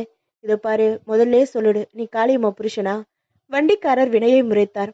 இதற்கு மேல் காளியம்மா பெயரை சொன்னால் தன்னை காலி செய்து விடுவார்களா என வாயை மூடிக்கொண்டான் வினய். அரச மரத்தடியில் வினயை அமர வைத்தார்கள். பக்கத்தில் சொம்பு வைத்தார்கள். அவன் வலது கையில் ஒரு செம்பு காப்பை மாட்டினார்கள். 2 பேர் அவன் மார்பில் சந்தனம் பூச ஆரம்பித்தார்கள். கார்ப்பரேஷன்காரர்கள் ரோடு மேல் ரோடு போடுவது போல மார்பில் சந்தனத்தை அப்பிக்கொண்டே இருந்தார்கள். யோ, டாப் போதுயா, தாங்க முடியல என்றான் வினய். ஆனால் அப்பல் தங்கு தடையில்லாமல் போய்கொண்டே இருந்தது. 3 நாள் முன்னால ஒரு பிராது வந்தது. அதுக்கு பெரிய பாவாடராயிரு தீர்ப்பு சொல்றதுக்குள்ள அவருக்கு இடுப்பு கலண்டு போச்சு. தீர்ப்பு பாதியிலே நிக்குது என்றார் மேடையில் இருந்த ஒரு பெரியவர். என்ன கேஸு என்றான் வினய். வேலப்பன் முத்தம்மா கையை பிடிச்சி இழுத்துட்டான். தீர்ப்பு சொல்லியாச்சா? இல்ல, அதுக்குள்ள பெரிய நாட்டாப்பைக்கு உடம்பு முடியாம போயிடுச்சு. அவங்க 2 பேரையும் கூப்பிடுங்க என்றான் வினய். வேலப்பனும் முத்தம்மாளும் முன்னால் வந்து நின்றார்கள். கையை பிடிச்சு இழுத்தியா? வேலப்பன் பதில் பேசவில்லை. முத்தம்மா முத்தம்மா கைய மொத்தமா பிடிச்சு இழுத்தியா? ஆமா. தலையை சொரிந்தான் வேலப்பன். சுத்தமா தப்பு செஞ்சுட்ட ஐயா. ஆமா, கொரோனா காலத்துல கையை பிடிச்சு இழுக்கலாமா? கூறிவிட்டு தன் பையில் இருந்து ஒரு கையுறை எடுத்தான் வினய். இந்தா, இனிமே கையை பிடிச்சு இழுக்கிறதுனா 2 பேர் இதை போட்டுக்கிட்டு இழுங்க. ஒரு பெரியவர் வினய் காதை கடித்தார். சின்ன நாட்டாம, தீர்ப்புல இன்னும் கொஞ்சம் கடுமை இருக்கணும். வேலப்பன் ஒட்டு துணி இல்லாம நடு ராத்திரி ஊரை சுத்தி வரணும்னு சொல்லுங்க. வினய் தொண்டையை கனைத்து கொண்டு பேச ஆரம்பித்தான். இன்னைக்கு நடு ஜாமத்துல வேலப்பன் ஒட்டு துணி இல்லாம ஊரை சுத்தி வரணும். அப்போ அவன் கையில கிளவுஸ் போட்டிருக்கணும். திடீரென ஒருவன் சிலிர்ப்பில் கத்தினான். தீர்ப்ப மாத்தி சொன்ன நாட்டாம வாழ்க, அனைவரும் வாழ்க வாழ்க என்று கத்தினார்கள். சடால் என வானிலிருந்து மழை பெய்ய ஆரம்பித்தது. கூட்டம் கலைய ஆரம்பித்தது. ஒரு ஆள் வினய் எதிரே வந்து நின்றான். அவனையே உற்று பார்க்க ஆரம்பித்தான். அவன் பார்வையில் ஒரு வன்மம் தெரிந்தது. யார் நீ? எதுக்கு எதுக்கு அப்படி பாக்குற என்றான் வினய். என் பேரு வீராசாமி. நான் இருக்க வேண்டிய இடத்துல நீ உட்கார்ந்துகிட்டு இருக்க. இதை நான் விட போறதில்ல என்றான் அவன். பகுதி 8. மழை தொடர்ந்து பெய்து கொண்டிருந்தது. மறுபடியும் வண்டியில் ஏறினான் வினய். வண்டி நாட்டாமை வீட்டுக்கு போனது. கூட்டத்திலிருந்து ஒரு ஆள் நாட்டாமை முன்னால் நின்றான். ஐயா, இன்னைக்கு சின்ன பாவாடராயிர தீர்ப்ப மாத்தி சொன்னாரு. இனிமே எல்லாரும் கிளவுஸ் போட்டுக்கணுமா? பிளவுஸா? இந்த வயசு பொண்ணுங்க போடுறத கை வச்ச சட்டை தானே, புரியுது. ஆனா நீ கிளவுஸ்ன்னு ஏதோ சொல்றியே, அது என்ன? கிழவிங்க போடுற பிளவுஸுக்கு பேரு கிளவுஸுங்க என்றான் ஒரு அறிவு கொழுந்து. ஐயா, சின்னவர் தீர்ப்பு மாத்தி சொன்னோட மழை பெஞ்சது. சின்ன நாட்டாம ராசியால தான் மழை பெஞ்சது. திடீரென ஒருவன் ஓடி வந்தான். நாட்டாம, என் பசுமாடு லட்சுமி கண்ணு போட்டுருச்சு என்று கத்தினான். ஆகா என்று சிலாகித்தார் பெரிய பாவாடை ராயர். ஒரு பெண் வந்தாள். ஐயா, காணாம போயிருந்த என்னோட ரெட்டை வட சங்கிலி கிடைச்சிருச்சு என்று சந்தோஷ மிகுதியில் கூவினாள். எங்க இருந்தது? வடசட்டிக்குள்ள. சின்னவர் வந்த நேரம்தான். ஊருக்குள்ள நல்லதா நடக்குது. இனிமே சின்னவரை விடுறதா இல்ல, அவர் இங்கேதான் இருக்கணும் என்றார் பெரிய நாட்டாமை. நிரந்தர நாட்டாமை வாழ்க என்று கத்திக்கொண்டு கூட்டம் போனது. மாலை 4 மணிக்கு திவ்யா போன் செய்தாள். என்ன நடக்குது வினய்? கோகுலத்து பசியெல்லாம் 4 படி பால் எக்ஸ்ட்ராவா கறக்குது. எப்போ தப்பிச்சு வருவ? No chance. போற போக்க பார்த்தா மாமரத்துல மலபார் கோல்டு காயின் தொங்குற போல இருக்கு. இயற்கை சதி செய்யுது. வேற என்ன நடந்ததுன்னு சொல்லுங்க. காத்தால பஞ்சாயத்துல தீர்ப்பு சொன்னேன். கடைசியில வீராசாமின்னு ஒருத்தன் வந்து என்னை முறைக்க பார்த்தான். அவன் இருக்க வேண்டிய இடத்துல நான் இருக்கேன்னு சொன்னான். ஆஹா, கிரேட். அவனை சின்ன நாட்டாமாக்கிடுங்க. Matter over. எப்படி ஆக்குறது? யோசிங்க. போனை வைத்து விட்டாள் திவ்யா. பெரிய நாட்டாமை அழைத்தார். தம்பி, இந்த ஊரை நீங்க முழுசா பார்த்திருக்கீங்களா? இல்ல. கட்டிக்க போற கணக்கா கூட போயிட்டு வாங்க. தோட்டம், வாய்க்கா, மலையடி வாரம் எல்லாம் பார்த்துட்டு வாங்க. அம்மா கணக்கா என்று அழைத்தார். கணக்கா வெளியே வந்தாள். மாப்பிள்ள கூட வெளியில போயிட்டு வாமா. வாங்க மாமோய், ஊரை சுத்தி காட்டுறேன். வர்றேன், ஆனா நீ வேகமா சுத்திடாத. பூமியில பருவநிலை மாற்றம் வந்துட போகுது. G8 மாநாட்டுல மண்டையை பிச்சுப்பாங்க. வீட்டை விட்டு வெளியே வந்து நடந்தார்கள். சற்று தூரத்தில் வயல்வெளி வந்ததும் பச்சை பசேல் என்று நெல் நாற்றுகள் பூமியை மூடியிருந்தன. நாற்றுகளுக்கிடையே ரசகுல்லா ஜீரா போல தண்ணீர் படலம் இருந்தது. அரை மணி நேரம் நடந்ததும் மழை வந்தது. மழை அழகாக இருந்தது. வளைந்து வளைந்து ஒரு படி போனது. மேலே சிறிய கோபுரம் இருந்தது. மேலே கேசவ பெருமாள் இருக்காரு என்றாள் கனகா. அந்த கிராமத்து சூழ்நிலை மனதுக்கு ரம்மியமாகத்தான் இருந்தது. ஒரு சிறிய ஓடையில் இறங்கி விளையாட ஆரம்பித்தாள் கனகா. வீட்டுக்கு போலாமா என்றான் வினய். இன்னும் கொஞ்ச நேரம் போனா சின்ன தம்பி குஷ்பு ரேஞ்சுக்கு போவோமா ஊர்கோலம்னு அவ பாடிட்டா என்ன செய்யறது என்று பயந்தான். ஆமோய், அங்க பாருங்க, சூரிய மறையுது. தன்னையும் மறந்து அந்த அழகை பார்த்து கொண்டிருக்கும் போது திடீரென்று எதிரே ஒரு ஆள் வந்தான். நில்லு என்றான் வினயை பார்த்து. எங்கேயோ பார்த்த மாதிரி இருக்கே என்று யோசித்தான் வினய். என்ன யோசிக்கிறீங்க? காத்தால பஞ்சாயத்துல பார்த்தோமே, நான் வீராசாமி. ஓ, வீராசாமியா? என்ன வேணும்? எல்லாமே வேணும். எடுத்துக்க. என்கிட்ட ஏன் கேக்குறேன்? உங்ககிட்ட தான் இருக்கு. புரியல. நாட்டாம பதவி கணக்கா ரெண்டுமே இப்போ உங்ககிட்ட தான் இருக்கு. அது ரெண்டும் எனக்கு வேணும். வா, இப்பவே தர்றேன். இந்த மாதிரி யாராவது கேட்க மாட்டாங்களான்னு தானே நான் காத்துக்கிட்டு இருக்கேன். நீங்க கொடுத்தா பத்தாது, பெரிய நாட்டாம கொடுக்கணும். நான் கொடுக்க சொல்றேன். கொடுக்க மாட்டாரு. எங்க குடும்பத்துக்கும் நாட்டாம குடும்பத்துக்கும் 4 தலைமுறையா பகை. அப்படியா? ஆமா. 4 தலைமுறைக்கு முன்னால எங்க பரம்பரை ஆளுங்க தான் நாட்டாமையா இருந்தாங்க. ஒரு நாள் சேவல் சண்டை போட்டி நடந்தது. எங்க பரம்பரையோட பாட்டன் சேவலுக்கும் பாவாடராயன் பரம்பரையோட பாட்டன் சேவலுக்கும் நடுவுல போட்டி. காக் ஃபைட்டா? காக்கா சண்டை இல்ல, சேவல் சண்டை. யோ மரமண்டை, மேல என்ன நடந்தது சொல்லு. எங்க பாட்டனுக்கு பாட்டன் சண்டையில எல்லாத்தையும் தோத்துட்டாரு. கடைசியில நாட்டாம பதவிய பணயமா வச்சு ஆடினாரு. அட கன்றாவியே, மகாபாரத மாதிரியே இருக்கே. போட்டியில எங்க பரம்பரை தோத்து போச்சு. நாட்டாம பதவி பாவாடராயர் பரம்பரைக்கு போயிடுச்சு. இன்னொரு தடவை சேவல் சண்டைக்கு கூப்பிட்டு ஆட வேண்டியது தானே? முடியாம போச்சு. அவங்க நாட்டாம பதவியை ஏத்துக்கிட்ட உடனே ஊர்ல இருந்த சேவல் எல்லாத்தையும் ஐயனாருக்கு படையலாக்கிட்டாங்க. அதுக்கப்புறம் ஊர்ல சேவல் கோழி நுழையவே கூடாதுன்னு உத்தரவு போட்டுட்டாங்க. தப்பி தவறி ஏதாவது கோழி ஊருக்குள்ள வந்தா துரத்தி விட்டுடுவாங்க. கோ பேக் கோழி, அப்படிதானே? புரியல. உனக்கு ஒரு மண்ணாங்கட்டியும் புரியல. இதுல டபுள் டிமாண்ட் வேற. ஊர்ல முட்டை கூட நுழைய முடியாது. முட்டா பசங்களா இப்படி இருக்கீங்களே. எக்லஸ் கேக் கோக்கு இருக்கலாம். எக்லஸ் கிராமம் இருக்கலாமா? எதிர்த்து போராட வேண்டியது தானே? முடியாது. இப்ப இருக்கிற நாட்டாம கரார் பேர்வழி. இந்த ஊர் பஞ்சாயத்து போர்டு பிரசிடென்ட் தேர்தலில் கூட அவரை எதிர்த்து யாரும் நிக்க முடியாது. இந்த நாட்டாம நல்லவரா கெட்டவரா ஒண்ணுமே புரியல என்றான் வினய். சின்ன வயசுல இருந்து எனக்கு கணக்கா மேலையும் ஒரு இது. கட்டிக்கிட்டா அவளைதான் கட்டிப்பேன். கணக்காவை பார்த்தான் வினய். என்னம்மா, என்னென்னமோ சொல்றாரு. உனக்கு இவரை பிடிக்குமா? நான் இவரை விரும்புறேனான்னு எனக்கு தெரியல, ஆனா வெறுக்கல. பாலச்சந்தர் பட ஹீரோயின் ரேஞ்சுக்கு அவள் பேச ஆரம்பித்ததும் வினைக்கு வியப்பாக போய்விட்டது.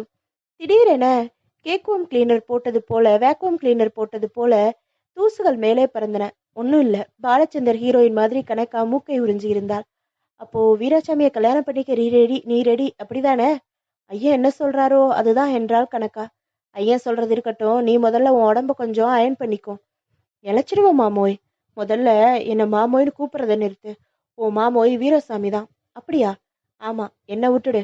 அவர் தான் உனக்கு மாசம் மல்லிகைப்பூ வாங்கி கொடுப்பாரு. நான் மார்ச் மாசம் இன்கம் டேக்ஸ் கட்டுற பாவப்பட்டவன். அப்போ அவர் கூட எனக்கு கண்ணால் ஆகுமா என்றாள் கனக்கா வீராசாமியை காட்டி. ஆகும். திவ்யா கிட்ட பொறுப்பை விடு, அவ முடிச்சு வைப்பா. அது மட்டும் பத்தாது என்றான் வீராசாமி. வேற என்ன? அந்த பாவாடம் எனக்கு வரணும். அடைச்சி, ஏயா பாவாடைக்கு இப்படி பறக்கிற? பகுதி 9.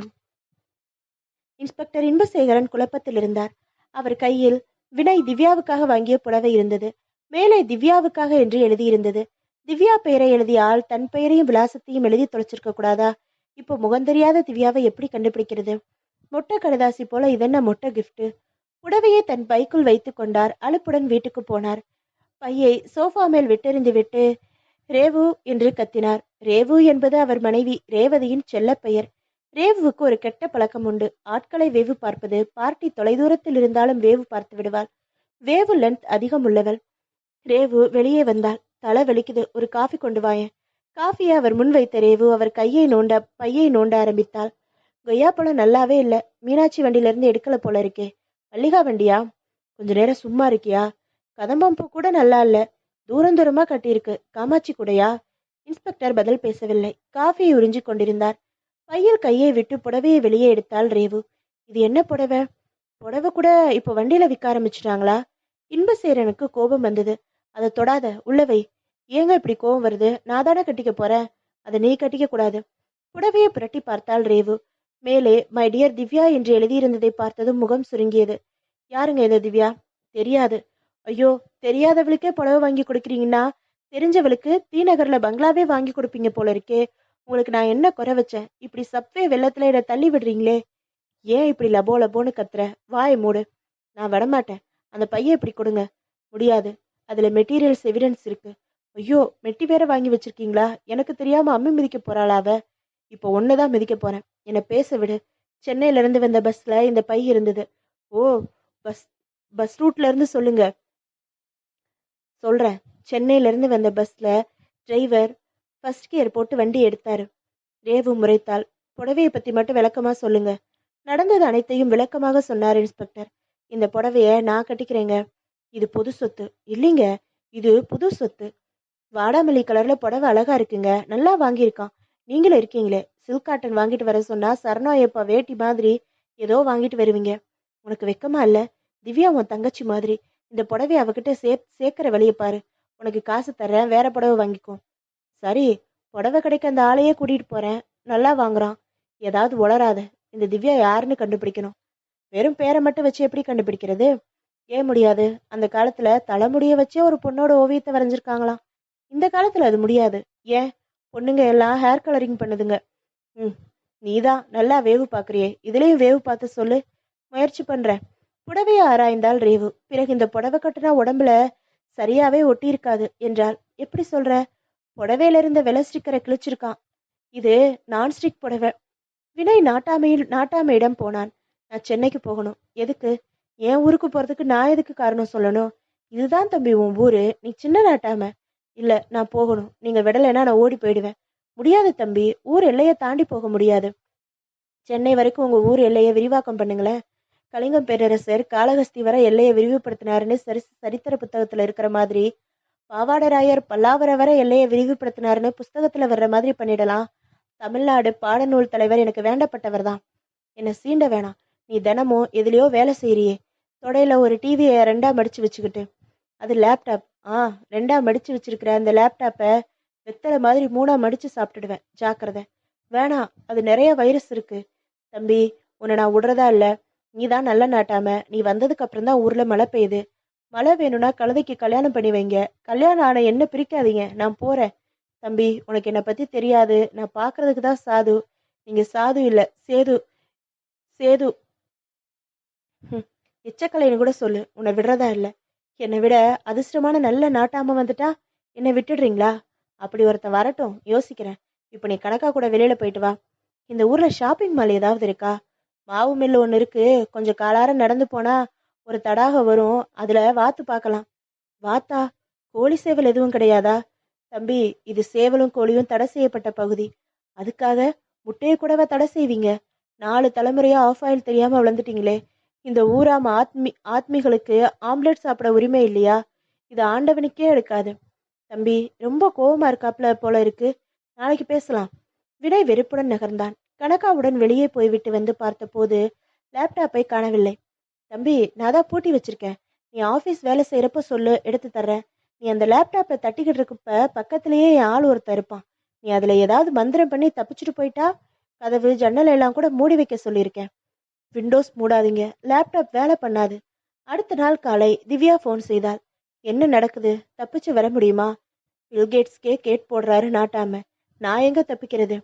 திவ்யாவின் அப்பா நரசிம்மன் வந்தார். திவ்யாவின் தலையை ஆதரவாக கோதிவிட்டார். பாவம், கல்யாணம் ஆகி 1 மாசம் கூட ஆகல. இப்படி தனியா இருக்கே. என்னதாமா நடக்குது? திவ்யா ஒன்று விடாமல் கூறினார். சோ, மாப்பிள்ளை இப்போதைக்கு வரமாட்டாரு. ஆமா. நரசிம்மன் தீவிரமான சிந்தனையில் ஆழ்ந்தார். பிறகு தீர்மானமாக எழுந்தார். திவ்யா, புறப்படு. சீக்கிரமா ஒருத்தரை போய் பார்க்குறோம். யார? வக்கீல.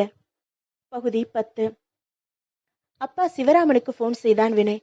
அப்பா, நீ உடனே புறப்பட்டு பாவாடைப்பட்டிக்கு வா. எதுக்குடா? அப்பா, நான் நல்லா இருக்கணும்னா நீங்க நாட்டாமையாகணும். ஐயோ, என்னால கீழே உட்கார முடியாதுடா. பூஜை பண்றதுக்கே பிளாஸ்டிக் ஸ்டூல்ல தான் உட்கார்றேன். அப்பா, நீ நல்லா இருன்னு என் தலையில எவ்வளோ தடவை அட்சதை போட்டு ஆசீர்வாதம் பண்ண. அந்த அட்சதை பொய்யா? அட்சதை எல்லா அப்பனுக்கும் போடுறது தான்டா. அது ஒரு ஃபார்மாலிட்டி. எனக்கு தெரியாது. நாளைக்கு காத்தால நீ இங்க இருக்கணும். சரி, வந்து தொலைக்கிறேன். ஒரு சின்ன பையன் மாதிரி மாறு வேஷம் போட்டுக்கிட்டு வரணும். சின்ன பையன் மாதிரியா? ஆமா, அசப்புல பார்த்தா என்ன மாதிரியே இருக்கணும். எல்லாரும் என்ன அசப்பால பாப்பாங்களா? ஆமா. சரிடா. தேங்க்ஸ் அசப்பா. சாரி அப்பா. வேற என்ன செய்யணும்? வீட்ல இருந்து ஒரு பித்தளை சொம்பு எடுத்துக்கிட்டு வா. குடமே எடுத்துட்டு வந்துடுறேன். குடம் லெவலுக்கு நாட்டாமையெல்லாம் இன்னும் போகல. செம்பு போதும். என்ன மாதிரியே ஜீன்ஸ் போட்டுக்கோ. துவைக்காமலா? தலைக்கு டை அடிச்சுக்கோ. என் தலை மாதிரியே கருகருன்னு இருக்கணும். அப்புறம் கன்னத்துல ஒரு மரு வச்சுக்கோ. எதுக்குடா? மாறு விஷம்னா மரு இருக்கணும், விஷம்னு மேல எழுதி இருக்கணும். உனக்கு தெரியாதா? திடீர்னு மருவுக்கு எங்க போவேன்? மார்க்கர் பேனால வரைஞ்சுக்கோ. வீட்ல மருக்கர் பேனா இல்லையே. வாங்கிக்கோ. அந்த மரு வா வாஷபிளா இருக்கக்கூடாது. தண்ணி பட்டாலும் போகக்கூடாது. அப்போ வண்ணாங்குறி தான் வைக்கணும். நீ எது வேணும்னாலும் வை. எனக்கு தேவை அழியாத மரு. மறு வலது கண்ணத்துல இருக்கணுமா இடது கண்ணத்துலயா? அப்பா நீ படுத்துற, ஏதாவது கண்ணத்துல வச்சுட்டு வா. அம்மாவை கூட்டிட்டு வரலாமா? நாட்டாம ஒய்ஃபா இருந்துட்டு போகட்டுமே. அப்பா சும்மா இரு. கொட்டைப்பாக்கு குழந்தை வெத்தலைன்னு அம்மா ஆடுனா பார்க்க சகிக்காது. நாட்டாமைக்கு வைஃப் இல்ல. செல்போனில் வானிலை அறிக்கை பார்த்தான் வினய். அப்பா நீ சனிக்கிழமை காத்தால இங்க வர்ற மாதிரி வா. அன்னைக்கு கண்டிப்பா மழை பெய்யும். வெதர் ரிப்போர்ட் சொல்லுது. அநேகமா அன்னைக்கு மாடு சரஸ்வதி கண்ணி குட்டி போட வாய்ப்பு இருக்கு. அன்னைக்கு வாய்க்கால்ல தண்ணி திறந்து விட போறதா பொதுப்பணித்துறை அதிகாரி வேற பேட்டி கொடுத்திருக்காரு. நீ வந்த உடனே ஊர்ல எல்லாமே நல்லதா நடக்கும். வெள்ளிக்கிழமை இரவு வினய் சொன்ன மாதிரியே ஜீன்ஸ் போட்டுக்கொண்டார் சிவராமன். அதில் கும்பகோணம் பித்தளையில் ஜிப் இருந்ததுதான் அவருக்கு என்னமோ மாதிரி இருந்தது. வினய் புறப்பட்ட அதே நைட் பஸ்ஸில் ஏறினார். அதே டீ கடையில் பஸ் நின்றது. இறங்கினார். டீ குடித்து முடித்ததும் சார் வண்டியில ஏறுங்க என்றார் கண்டக்டர். ஏற மாட்டேன். பஸ்ல ஏறக்கூடாதுன்னு மகன் சொல்லியிருக்கான். யோ லேட் ஆகுது ஏறியா? மாட்டேன். என்னை விட்டுட்டு போங்க. சொன்னா கேளியா? சொன்னா கிளம்பியா? புலிக்கு இன்னைக்கு புலாவுதான். கூறிவிட்டு வண்டியில் ஏறினார் கண்டக்டர். பஸ் புறப்பட்டது. பக்கத்துல தான் பாவாடைப்பட்டி இருக்குதா என்று கேட்டார் டீ கடைக்காரரிடம். ஆமா, அடிப்பட்ட புலி ஒண்ணு சுத்திக்கிட்டு இருக்கு, பார்த்து போங்க. இன்னுமா புலி அடிப்பிரதர்ஷனம் பண்ணிக்கிட்டு இருக்கு? ஆமா, ஜாக்கிரதை. இல்லைனா நீங்க அங்க பிரதர்ஷனம் பண்ணிடுவீங்க. இருட்டில் நடந்து பாவாடைப்பட்டி கிராமத்துக்கு போனார். அரச மரத்தடியில் படுத்தார். இப்பொழுது பாவாடையை போர்த்தி கொள்ள வேண்டுமே. சுற்றும் முற்றும் பார்த்தார். முதல் நாள் இரவே வினய் வந்து ஒரு பாவாடையை வைத்துவிட்டு போயிருந்தான். அதை எடுத்து போர்த்தி கொண்டு தூங்கலானார். காலையில் சூரியன் உதயமானதும் ஊர் மக்கள் அரச மரத்தடியில் குழுமி விட்டார்கள். சிவராமனை நாட்டாமை வீட்டுக்கு கூட்டி போனார்கள். பெரிய நாட்டாம, இந்த ஆளை பார்த்தா இப்ப வந்திருக்காரே சின்ன நாட்டாம அவர் மாதிரியே இருக்கு. பாவாடையை போத்தி தூங்கி இருக்காரு. கையில சொம்பு வேற இருக்கு. என்னடா இது சோதனை? ரெண்டாவது சின்ன பாவாடராயரா? இப்ப என்ன செய்யறது என்றார் பெரிய நாட்டாமே. ஒன்னும் தெரியாதவன் போல் வந்தான் வினய். அப்பா சிவராமனை பார்த்தான். பிறகு திடீரென அவரை தம்பி என கட்டி கொண்டான். பிறகு நாட்டாமையை பார்த்து பேச ஆரம்பித்தான். ஐயா இது என் தம்பி. நாங்க 2 பேரும் ரெட்ட பிறவிங்க. வீட்டுல தூளி கட்டுறதுக்கு சீலிங்ல ஒரே ஒரு ஹூக் மட்டும்தான் இருந்தது. அதனால இவன் பிறந்த உடனே இவனை ஒரு மூங்கில் குடையில படிக்க வச்சு காவேரியில விட்டுட்டாங்க எங்க அம்மா. சென்னையில எதுப்பா காவேரி? காவேரி ஹாஸ்பிட்டல்ல விட்டுட்டு வந்துட்டாங்க. சிவராமன் பேச ஆரம்பித்தார். ஆமா, நான் வினயோட தம்பி தான். என் பேரு பிணை. பிணை சிவராமன். என்னப்பா பேரு இது? பின்னால நான் பிறந்ததால பிணை. நிஜமாவே நீ இவனோட தம்பியா? ஆமா, பாருங்க ஒரே மாதிரி இருக்கும். ஆனா உனக்கு மட்டும் மூஞ்சில மரு இருக்கே என்றார் நாட்டாமை. இது கருவுலயே வந்த மரு. நான் மருபாய் அம்பானி. ரொம்ப அதிர்ஷ்டமானவன். நான் பிறந்த உடனே தான் திருவான்மியூர்ல டைட்டில் பார்க்கே கட்டினாங்க. பெரிய நாட்டாமை குழம்பி போய் நின்றார். ஐயா என்றான் வினய். என்னை விட என் தம்பி அதிர்ஷ்டமானவன். தொட்டது தொலங்கும். எங்க வீட்டுல வேலைக்காரி கூட இல்ல. 10 பாத்திரையெல்லாம் இவனே தொட்டு தொலைக்கிடுவான். இவன் நாட்டாமையா இருந்தா பாவாடைப்பட்டி அமோகமா இருக்கும். நீங்க வேணும்னா கணக்காவை கூட என் தம்பிக்கு கட்டி வைக்கலாம். தம்பி இது தப்பு. கணக்கா உன்னை சுத்தி சுத்தி வருது. பரவாயில்ல, இப்ப சித்தியா இருந்துட்டு போகட்டும். தம்பி நீ என்னமோ சொல்ற. தம்பி பொண்டாட்டி எப்படி சித்தியாக முடியும்? நாங்க அண்ணன் பொண்டாட்டிய, அதாவது அண்ணிய அம்மாவா நினைப்போம். அப்ப தம்பி பொண்டாட்டி சித்தி தானே என்றான் வினய். சிவராமனுக்கு கோபம் வந்தது. கணக்காவை கட்டிக்கிறதா? நான் மஞ்சுளாவுக்கு எக்காலமும் துரோகம் பண்ண மாட்டேன். டேய் நான் சொல்றத கேளுடா என்றான் வினய். டேய் அப்பாவை பார்த்து டேன்னு கூப்பிடுறியா என்று அவன் காதை கடித்தார் சிவராமன். நீ டை அடிச்சா டேன்னு தான் கூப்பிடுவாங்க. ஐயா இந்த சின்ன தம்பி அதிர்ஷ்டமான ஆள்னு சொல்றாங்க. இவரையே நாட்டாம ஆக்கிடலாம் என்றார் ஒரு பெரியவர். நாட்டாமை யோசிக்க ஆரம்பித்தார். அப்பொழுது ஒரு ஆள் ஓடி வந்தார். ஐயா நம்ம ஊருக்கு மழை வராதாம். நம்ம ஊருக்கு வர வேண்டிய மேகம் காத்தடிச்சு பக்கத்து ஊரான வேட்டிப்பட்டிக்கு போயிடுச்சு. அங்க மழை வெளுத்து வாங்குது. இன்னொரு ஆள் வேகமாக ஓடி வந்தான். ஐயா பண்ணையில இருந்தவங்க வைக்க போற திடீர்னு தீப்பிடிச்சு எரிஞ்சிடுச்சு. அணைக்கவே முடியல. நாட்டாமை புருவங்களை உயர்த்தினார். ஐயோ என்று ஓடி வந்தாள் பாவாயி. ஐயா என் பசுமாடு சரஸ்வதி பிரசவத்துல போயிடுச்சுங்க என்று அழ ஆரம்பித்தாள். நாட்டாமை கடும் கோபத்துடன் போனார். இந்த புது ஆள் வந்த உடனே எல்லாம் தப்பு தப்பா நடக்குது. இந்த ஆளை விடாதீங்கடா என்று கத்தினார். அந்த நேரம் பார்த்துதான் வாய்க்காலில் தண்ணீர் திறந்து விட போவதில்லை என்று பொதுப்பணித்துறையின் திடீர் முடிவும் அவர் காதில் விழுந்தது. கட்டுங்கடா, இந்த துக்கிரியால மாமரத்துல பிடிச்சு கட்டுங்கடா என்று ஆணையிட்டார். பகுதி 11. வக்கீலை பார்க்க போகிறோம் என்று அப்பா நரசிம்மன் கூறியதும் திவ்யா திடுக்கிட்டாள். அப்பா, இப்ப ஏன் அவசர அவசரமா வக்கீலை பார்க்க போறீங்க என்றாள். பெங்களூர் டிராஃபிக்ல அவசரமா எல்லாம் போக முடியாதுமா, மெதுவாதான் போறோம் என்று பதில் கூறினார் அப்பா. என்ன கேட்காம எந்த முடிவும் எடுத்துடாதீங்க. உன்னை கேட்பேம்மா, வக்கீல் ஃபீஸ் உன்கிட்ட தானே கேட்பேன். 3/4 மணி நேர பயணத்திற்கு பிறகு பசவங்குடியில் இருந்த வக்கீல் வீடு போய் சேர்ந்தார்கள். வீட்டில் காம்பவுண்டில் சத்யநாதா BA BL என்று போர்டு போட்டிருந்தது. ஸ்டே வாங்குவதில் கில்லாடியவர். எனவே ஸ்டே சத்யா என்ற சிறப்பு பெயரும் அவருக்கு உண்டு. சத்யநாதா போனில் யாருடனோ பேசிக் கொண்டிருந்தார். என்ன, உங்க நிலத்துல மஞ்சுநாத் வீடு கட்டியிருக்காரா? ஸ்டே வாங்கணுமா? விட்னஸோட வாங்கிடலாம். மஞ்சுநாத் அப்படிதானே? மற்றவங்க மனையில தான் வீடு கட்டுவான். பிறர் மனை நோக்காதன்றது அவனுக்கு பிழையா போச்சு. போனை வைத்துவிட்டு நரசிம்மன் பக்கம் திரும்பினார். வாங்க, நான் தான் ஸ்ரே சத்யநாதா. என் மனைவி என்ன ஸ்ரேஸ்னாலும் செல்லமா கூப்பிடுவா. நான் நரசிம்மன். என்னை யாரும் செல்லமா நரசின்னு கூப்பிட மாட்டாங்க. சரி, விஷயத்துக்கு வாங்க. இது என் பொண்ணு திவ்யா என்று அறிமுகப்படுத்தினார் நரசிம்மன். என்ன விவாகரத்தா? புருஷன் கூட ஸ்டே பண்ணக்கூடாது, அவ்வளோதானே, வாங்கிடலாம் சார் என்றார் நரசிம்மன். நாங்க விவாகரத்துக்காக வரல, ஒரு ஹேபியஸ் கார்பஸ் பெட்டிஷன் போடணும். ஓ, ஆட்கொணர்வு மனுவா? போட்டுடலாம். எப்பேற்பட்ட கொம்பனா இருந்தாலும் ஒரே வாரத்துல கோர்ட்ல நிக்க வச்சிடுறேன். யார் இருந்தாலும். ஒரு சொம்பு. சொம்பா? இதென்ன சார் வம்பா இருக்கு? ஆமா, அதை கோர்ட்ல ப்ரொடியூஸ் பண்ணணும். சார், சொம்புவுக்கு பக்கெட்ல வேணும்னா இடம் இருக்கு, சட்டத்துல இல்ல சார். சொம்பு கொணர்வு மணியெல்லாம் போட முடியாது. அதுக்கு இபிகோ மாத்தணும். இபிகோவை அடிக்கடி மாத்த முடியாது. அது என்ன வைகோவா? வக்கீல் சார், என்னோட சம்பந்தி எனக்கு ஒரு காசு சொம்ப மாப்பிள்ளை மூலமா கொடுத்து அனுப்புனாரு. மாப்பிள்ளை அந்த சொம்போட பாவாடப்பட்டி கிராமத்துல மாட்டிக்கிட்டாரு. அந்த ஊர் நாட்டாம சொம்போட மாப்பிள்ளையே சிறைப்பிடிச்சிட்டாரு. இப்ப அந்த சொம்பை மீட்டு தரணும். ஏபிஎஸ் கார்பஸ் பெட்டிஷன் போட்டு சொம்ப கோர்ட்ல ப்ரொடியூஸ் பண்ண சொல்லணும். சொம்ப தேடணும். ஆமா, சொம்போட போட்டோ ஒன்று கொடுங்களேன். ஒரு போட்டோவை எடுத்து நீட்டினார் நரசிம்மன். இது சைடு போஸா இருக்கே, ஃப்ரெண்டு போஸ் கொடுங்க சார். செம்புவுக்கு எல்லா போஸும் ஒரே மாதிரி தான் சார் இருக்கும். சரி, கேவிஎஸ் போட்டுடலாம். ஏகப்பட்ட செலவாகுமே. பரவாயில்ல, என் சொத்தே அழிஞ்சாலும் எனக்கு அந்த சொம்பு வேணும். திவ்யாவுக்கு கடும் கோபம் வந்தது. அப்பா, அங்க மாப்பிள்ள மாட்டிக்கிட்டாரு, அவரை மீட்டு கொண்டு வர்றதுக்கு ஏபிஎஸ் போடாம செம்புக்கு போடுறீங்களே என்று அவரை உலுக்கினார். செம்பு பாவமா, வாயில்லா ஜீவன். செம்புவுக்கு வாய் இருக்கு, அது காசி சொம்புமா. வாய் இருக்காது, மேல மூடி போட்டு சீல் வச்சிருக்கோம். அப்பா, எனக்கு தெரியாது. இன்னும் ஒரு வாரத்துல மாப்பிள்ள பெங்களூர்ல இருக்கணும். நரசிம்மன் யோசித்தார். பிறகு வக்கீலிடம் பேச ஆரம்பித்தார். பொண்ணு ஆசைப்படுறா, மாப்பிள்ளைக்கும் சேர்த்து ஒரு 2 in 1 ஹேபியஸ் போட்டுடுங்களேன். மாப்பிள்ளை பேர் என்ன? வினய் என்ற திவ்யா தன் கைப்பையிலிருந்து அவர் போட்டோவை எடுத்து நீட்டினார். சரி, மாப்பிள்ளைக்கும் சொம்புக்கும் ரெண்டுக்கும் சேர்த்து ஹேபியஸ் போட்டுடலாம். சரியா? I am happy. அதுக்கு முன்னால அந்த நாட்டாமைக்கு ஒரு வக்கீல் நோட்டீஸ் அனுப்பிடலாம். நோட்டீஸ் எப்படி அனுப்புவீங்க?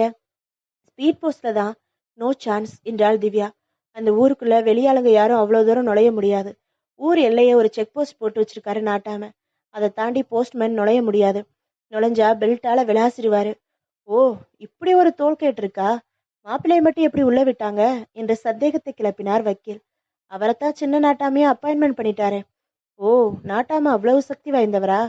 சத்துணவு கூட ஆயாவை அப்பாயின்மெண்ட் செய்வது போல சின்ன நாட்டாமை அப்பாயின்மெண்ட் பண்ணிட்டாரே. இந்த அப்பாயிண்டிங் அத்தாரிட்டிட்ட கொஞ்சம் எச்சரிக்கையா தான் இருக்கணும்னு தீர்மானித்தார் வக்கீல். அப்போ மாப்பிள்ளை மட்டும் எப்படி வேணும்னாலும் போலாம் வரலாம், அப்படிதானே? ஆமா. அப்போ மாப்பிள்ளைய ஒரு 8 கிலோமீட்டர் வந்து வக்கீல் நோட்டீஸை வாங்கிக்க சொல்லுங்களேன். இதை கேட்டு திவ்யா திருத்திருவென முழித்தாள். சரி, ஐ அண்டர்ஸ்டாண்ட். என்னோட புத்திசாலித்தனமான கேள்விக்கு உன்னால பதில் சொல்ல முடியல. இதுக்கு ஒரே வழி, நேர்ல போய் வக்கீல் நோட்டீஸை கொடுக்கறது தான். சரி, போயிட்டு வாங்க. ஆனா பகல்ல நுழைய முடியாது, ராத்திரியில போங்க. போறேன், இருட்டுல போறேன். ஏன்னா சட்டம் ஒரு இருட்டுற. இருட்டுல நோட்டீஸ் எப்படி படிப்பாரு நாட்டாம என்றார் நரசிம்மன். ரெடி பண்றேன். நைட் விஷன் நோட்டீஸ் ரெடி பண்றேன். நல்லது சார், நானும் உங்க கூட வர்றேன் என்றார் நரசிம்மன். நோட்டீஸ் கொடுக்க நீங்க எதுக்கு? சினிமா நோட்டீஸ் மாதிரி தெரு தெருவா கொடுக்க போறோமா என்ன? நான் ஒருத்தனே போதும். இல்ல, நான் சொம்ப உடனே பார்க்கணும். நீங்க நரசிம்மனா இல்ல நரசொம்பனா? ஏன் இப்படி பறக்குறீங்க? நோட்டீஸை சும்மா வெறும் கையால நீட்டிடாதீங்க. மரியாதை இல்ல. மாப்பிள்ளை பக்கத்துல இருப்பாரு. ஒரு தாம்பலத்துல மயில் கண்வேட்டி அங்கவஸ்திரத்தோட வச்சு கொடுங்க. திரட்டுப்பாலை விட்டுட்டீங்க என்றார் வக்கீல். பாவாடப்பட்டிக்கென்ற மதியமே புறப்படுவதென்று முடிவெடுத்தார். காரில் போய் ஊருக்கு வெளியே பெட்ரோல் பங்கில் நிறுத்திவிட்டு இரவானதும் நடந்து ஊருக்குள் போய் விடுவதென்று தீர்மானமானது. கார் ஓடிக்கொண்டிருந்தது. காரில் வேலுண்டு வினை உண்டு என்று முருகன் பக்தி பாடல் ஓடிக்கொண்டிருந்தது. இரவு 8 மணிக்கு பாவடைப்பட்டி எல்லைக்குள் நுழைந்தார்கள். ஐயனார் கோவிலில் இரவு தூங்கினார்கள். காலையில் எழுந்தபோது கோவிலில் பூசாரி அவர்கள் எதிரே நின்று கொண்டிருந்தார். யார் நீங்க? என்ன செய்றீங்க? என்றார் சந்தேகத்துடன். நான் சத்யநாதா, பெங்களூர். வெளியூரா? இந்த ஊருக்குள்ள ஏன் நுழைஞ்சீங்க? As per Constitution of India, every citizen has legal right to enter anywhere in India என்றார் வக்கீல். தம்பி, மந்திரி பதவியேற்பு உறுதிமொழி மாதிரி என்னவோ சொல்றீங்க. என்ன விஷயம்? நோட்டீஸ் கொடுக்க வந்திருக்கோம். இந்த ஊர்ல நோட்டீஸ் தடை செய்யப்பட்டிருக்கு. மூலம் பௌத்திரம் நோட்டீஸ் கூட ஒட்டக்கூடாது. இது வக்கீல் நோட்டீஸ். என்ன? நாட்டாம கிட்ட கூட்டிட்டு போங்க. சொன்னா கேட்க மாட்டீங்கிற. உன் தலையெழுத்த மாத்தவா முடியும்? இருவரையும் நாட்டாமை முன்னால் நிறுத்தினார் பூசாரி. என்ன? என்றார் நாட்டாமை படுக்கையில் படுத்துக்கொண்டே. முதல்ல எந்திரிச்சு உட்காருங்க. ஒரு சீனியர் அட்வொகேட்டுக்கு மரியாதை கொடுங்க. நீ அட்வொகேட் ஆயிரு இல்ல ரயில்வே கேட்டாயிரு, எனக்கு என்ன? என்ன வேணும்? இந்த வக்கீல் நோட்டீஸை வாங்கிக்கணும் என்று நீட்டினார் வக்கீல்.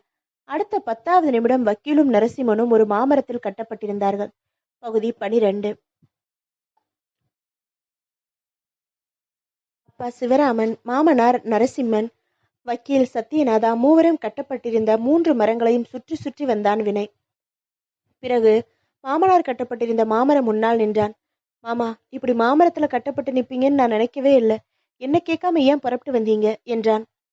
அடே மகனே, உன்னை கேட்டுதான் நான் இங்க வந்தேன். என்ன இல்ல கட்டி போட்டுட்டாங்க என்று வாயை பெரிதாக திறந்து கத்த ஆரம்பித்தார் அப்பா சிவராமன். அப்பா, ரொம்ப ஓவரா வாயை திறக்காத. மரத்துல தொங்கவிட்ட போஸ்ட் பாக்ஸ் நினைச்சிட்டு யாராவது வாய்க்குள்ள தபாலை போட்டுட்டு போயிட போறாங்க. பசிக்குதுன்னு போஸ்ட் கார்டை நீ தின்னாலும் தின்னுடுவேன். வக்கீல் யாருக்கோ ஃபோன் செய்தார். நாகப்பாவா, அர்ஜென்ட்டா ஒரு வேலை பண்ணணும். ஹைகோர்ட்ல ஒரு ஹேபியஸ் கார்பஸ் பெட்டிஷன் போடு. யாருக்கு என்று கேட்டான் நாகப்பா. எனக்கு தான். ஏபிஎஸ் போட வந்த எனக்கே ஹேபியஸ் போடுற நிலைமை வந்துருச்சு. நாட்டாம பாவாட ராயர் மேல கொலை முயற்சின்னு ஸ்ட்ராங்கா கேஸ் போடு. முயற்சி மட்டும்தானா பாஸ்? கொலை நடக்காதா? அடே, நேர்ல வந்தா கொன்னு போடுவேன். கேஸை போட்டுட்டு அந்த பேப்பரோட இங்க வா. பாஸ், பாவாட ராயர் பசிக்கு என்ன இரையாக்குறீங்களே? வாடா. வர்றேன் பாஸ். அடுத்த மாசம் என் மச்சினிக்கு கல்யாணம் இருக்கு. அது முடிஞ்ச உடனே வர்றேன். அதுக்குள்ள நான் மறிச்சு போயிடுவேண்டா. உடனே ஏதாவது பிளான் பண்ணு. பாஸ், ஒரு 10 நிமிஷம் கழிச்சு கூப்பிடட்டுமா? ஹோட்டல்ல சாப்பிட்டுட்டு இருக்கேன். ரவா இட்லி தானே? சூப்பர் பாஸ், அப்படியே புட்டு புட்டு வைக்கிறீங்க. ஒரு ரவா இட்லியை நான் ஏண்டா புட்டு புட்டு வைக்கணும்? ஹேண்ட்ஸ் ஃப்ரீ இட்லி மேல அவ்வளோ ஆசையா? போனை கட் செய்தார் வக்கீல். நாம எல்லாரும் இங்கிருந்து தப்பிச்சு போறதுக்கு வழி இருக்கு என்றான் வினய். என்ன வழி என்றார் அப்பா. திவ்யா யோசிச்சு சொல்லுவா. மாட்டினது நாம, யோசிக்கிறது அவளா? நீயே யோசிக்க மாட்டியா? அப்பா, அவ செல்போன்ல அப்பப்போ எனக்கு மெசேஜ் அனுப்பி என்ன செய்யணும்னு சொல்லிக்கிட்டே இருப்பா. மனைவி சொல்லே மந்திரம், தெரிஞ்சுக்கோ. திடீரென நரசிம்மன் பேச ஆரம்பித்தார். மாமரம்னா அதுல கட்டெரும்பு நிறைய இருக்குமா. நல்ல வேலை இங்க எதுவும் இல்லை. ஒரு ஆள் கையில் ஒரு பையுடன் வந்தான். பாவாட ராயர் உங்க 3 பேருக்கும் கொடுத்து அனுப்பியிருக்காரு என்றான் அவன். ராயர் கல்தோசை கொடுத்து அனுப்பியிருப்பாருன்னு நினைக்கிறேன் என்றார் நரசிம்மன். கல்தோசை இல்ல, கட்டெரும்பு. இந்த பையில இருக்கிற கட்டெரும்பு உங்க மரத்துக்கு கீழே விட சொல்லியிருக்காரு. உங்க மரத்துல எறும்பு இல்லாததால பக்கத்து தோப்புல இருந்து எறும்பு இறக்குமதி பண்ணியிருக்காரு. இது அக்கிரமம். கட்டெரும்புக்கு காஃபி பேஸ்டா? இதை நான் சும்மா விட போறதில்ல என்று கத்தினார் வக்கீல். கட்டெரும்பு பையை கீழே வைத்தான் அந்த ஆள். யமகண்டம் வந்த உடனே பையை அவுத்து விட சொல்லியிருக்காரு நாட்டாம. வினய் அந்த ஆளிடம் போனான். நான் நாட்டாம கிட்ட பேசுறேன். கட்டெரும்பு கடையில இருந்து விளக்கு கேட்கிறேன். அது வரைக்கும் பைய திறக்க வேணாம் என்றவன் அப்பாவை பார்த்து பேசினான். அப்பா, எறும்பு கடிக்காம நான் பாத்துக்கிறேன். ரிலாக்ஸ்ட் ஆயிரு. இந்தா என்னோட செல்போன். இதுல இளையராஜா பாட்டு கேட்டுக்கிடுறேன். எக்காலத்துக்கும் மருந்து அவர் பாட்டு தான் என்று செல்போனில் பாட்டு போட்டான். சின்ன ராசாவே, சித்தெரும்பு உன்னை கடிக்குதா என்று பாட்டு ஓட ஆரம்பித்தது. வினய் வேகமாக நகர்ந்தான். நாட்டாமை வீட்டு முன்னால் நின்று கத்தி கொண்டிருந்தாள் வீராசாமி. நாட்டாம, வெளியில வா. ஒரு ஆள் வெளியே வந்தார். நாட்டாம எப்படி வெளியில வருவாரு? அவருக்கு தான் இடுப்பு இல்லையே. அப்ப என்ன உள்ள விடுங்க, அவர்கிட்ட பேசணும். உள்ள இருந்து நாட்டாமை கனைக்கும் சத்தம் கேட்டது. அந்த ஆளை உள்ள விடுங்க. வீராசாமி உள்ளே நுழைந்தார். என்ன வேணும் என்றார் கோபமாக நாட்டாமை. நீதி வேணும். மிதிச்சிடுவேன், வெளியில போ. மிதிக்கிறதா? இடுப்புக்கு கீழே சொரணையே இல்லை. ஏய், அளவுக்கு மீறி பேசாத. நாட்டாம கிட்ட பேசுறோம்னு ஞாபகம் வச்சுக்கோ. அந்த பதவி எங்க பரம்பரைக்கு சொந்தமானது. அது 4 தலைமுறைக்கு முன்னால சேவல் சண்டையில தோத்து போய் எங்க பரம்பரைக்கு நாட்டாம பதவி வந்தாச்சு. நாட்டாம, நீங்க செய்யறது அநியாயம். ஊர்ல முட்டை இல்ல, சாப்பிட்றதுக்கு ஒரு சேவல் இல்ல. ஜனங்க எவ்வளோ நாள் வெறும் சேவையை தின்னுக்கிட்டு இருப்பாங்க. நீ சின்ன பையன், உனக்கு இதெல்லாம் புரியாம பேசாம போ. நானா சின்ன பையன்? நாட்டாம, இப்போ சபதம் வைக்கிறேன். என் வலது தொடையில அடிச்சு சபதம் வைக்கிறேன் என்று கூறிவிட்டு தொடையில் ஓங்கி அடித்து கொண்டான். டேய், அது இடது தொடடா. ஆனா அடிச்சது வலது கையால, தெரிஞ்சுக்கோ. காலண்டர்ல இந்த தேதியை குறிச்சு வச்சுக்கோ. இன்னும் என்ன 20 நாள். நான் இதே ஊருக்கு நாட்டாமையாகி உன் பொண்ணு கழுத்துல கஷ்டப்பட்டு தாலி கட்டி உன்னை மாமனார் ஆக்கலைன்னா என் பேரு வீராசாமி இல்ல. போடா என்று கர்ச்சித்தார் நாட்டாமை. ஆக்ரோஷத்துடன் வெளியே வந்த வீராசாமி மூவரும் கட்டப்பட்டிருந்த மாமரும் முன்னால் நின்றான். யாரும் கவலைப்பட வேணாம், நான் நாட்டாம கிட்ட சபதம் போட்டிருக்கேன். என்ன 20 நாள் உங்களை இந்த மாமரத்துல இருந்து விடுவிக்கிறேன். 20 நாளா? Too much. சபதம் போடுறப்ப காலண்டரை வச்சு நாட்கணக்குல சபதம் போடக்கூடாது. ஸ்டாப் வாட்ச் வச்சு செகண்ட் கணக்குல சபதம் போடணும் என்றார் சிவராமன். வீராசாமி வீரவேசமாக ஊருக்குள் மறைந்தான். எறும்பு பொட்டலத்தை வைத்திருந்தால் மாமரத்துக்கு கீழ் எறும்புகளை போட வந்தான். வினய் ஓடி வந்து தடுத்தான். போடாத, நான் போய் நாட்டாமை கிட்ட பேசுறேன். நாட்டாமை முன்னால் நின்றான் வினய். ஐயா, அவங்க மேல எறும்பை விட வேணாம். அவங்க அப்பா, எங்க அப்பா பாவம். அப்பாவா? கூட பிறந்தவன்னு சொன்ன? கூட பிறந்தவன் தான், ஆனா அப்பா அளவுக்கு அறிவு முதிர்ச்சி. அயோத்தியா மண்டபத்துல உபன்யாசம் எல்லாம் கேட்பான். அவங்கள கொடுமைப்படுத்தணும்னு எனக்கும் ஆசை இல்லை. ஆயுசுக்கும் சின்ன நாட்டாமையா இருப்பேன்னு எனக்கு நீ எழுதி கொடு. காத்தால ஜிமெயில் அனுப்புறேன். காலங்காத்தால ஜிலேபியா? புரியலையே. சரி, பேப்பர் எழுதி தர்றேன். வெளியே வந்தான் வினய். அம்மா மஞ்சுளாவிடமிருந்து போன் வந்தது. என்னடா, அப்பா அங்க வந்து மாட்டிக்கிட்டாராமே? ஆமா, மரத்துல கட்டி வச்சுட்டாங்க. மண்டைய மரத்தோட சேர்த்து கட்டி வச்சுட்டாங்க. எனக்கு உடனே அப்பாவை பார்க்கணும் போல இருக்கு. மரமண்டைய பார்க்க இவ்வளோ ஆசையாம்மா? மாமரம் இருக்கிற இடம்தான் எனக்கு அயோத்தி. அவரு அங்க தவிக்கிறப்போ நான் இங்க தயிர் வடை சாப்பிட்றது நல்லா இல்லடா. நான் வந்து அவரை காப்பாத்துறேன். உன்னால முடியாது. முடியும். சாவித்திரி சத்தியவானை காப்பாத்தலையா? நீ சாவித்திரி இல்ல, மஞ்சுளா. மஞ்சுளா வந்து மணாலான காப்பாத்துறான்னு வச்சுக்கோ. நான் 4 மணி நேரத்துல பாவாடைப்பட்டியில இருப்பேன். அம்மா வரவேணா. இடது பக்கம் ஒரு மரம் காலியா இருக்கு. அதுல வேற பெண்கள்னு போர்டு போட்டிருக்கு.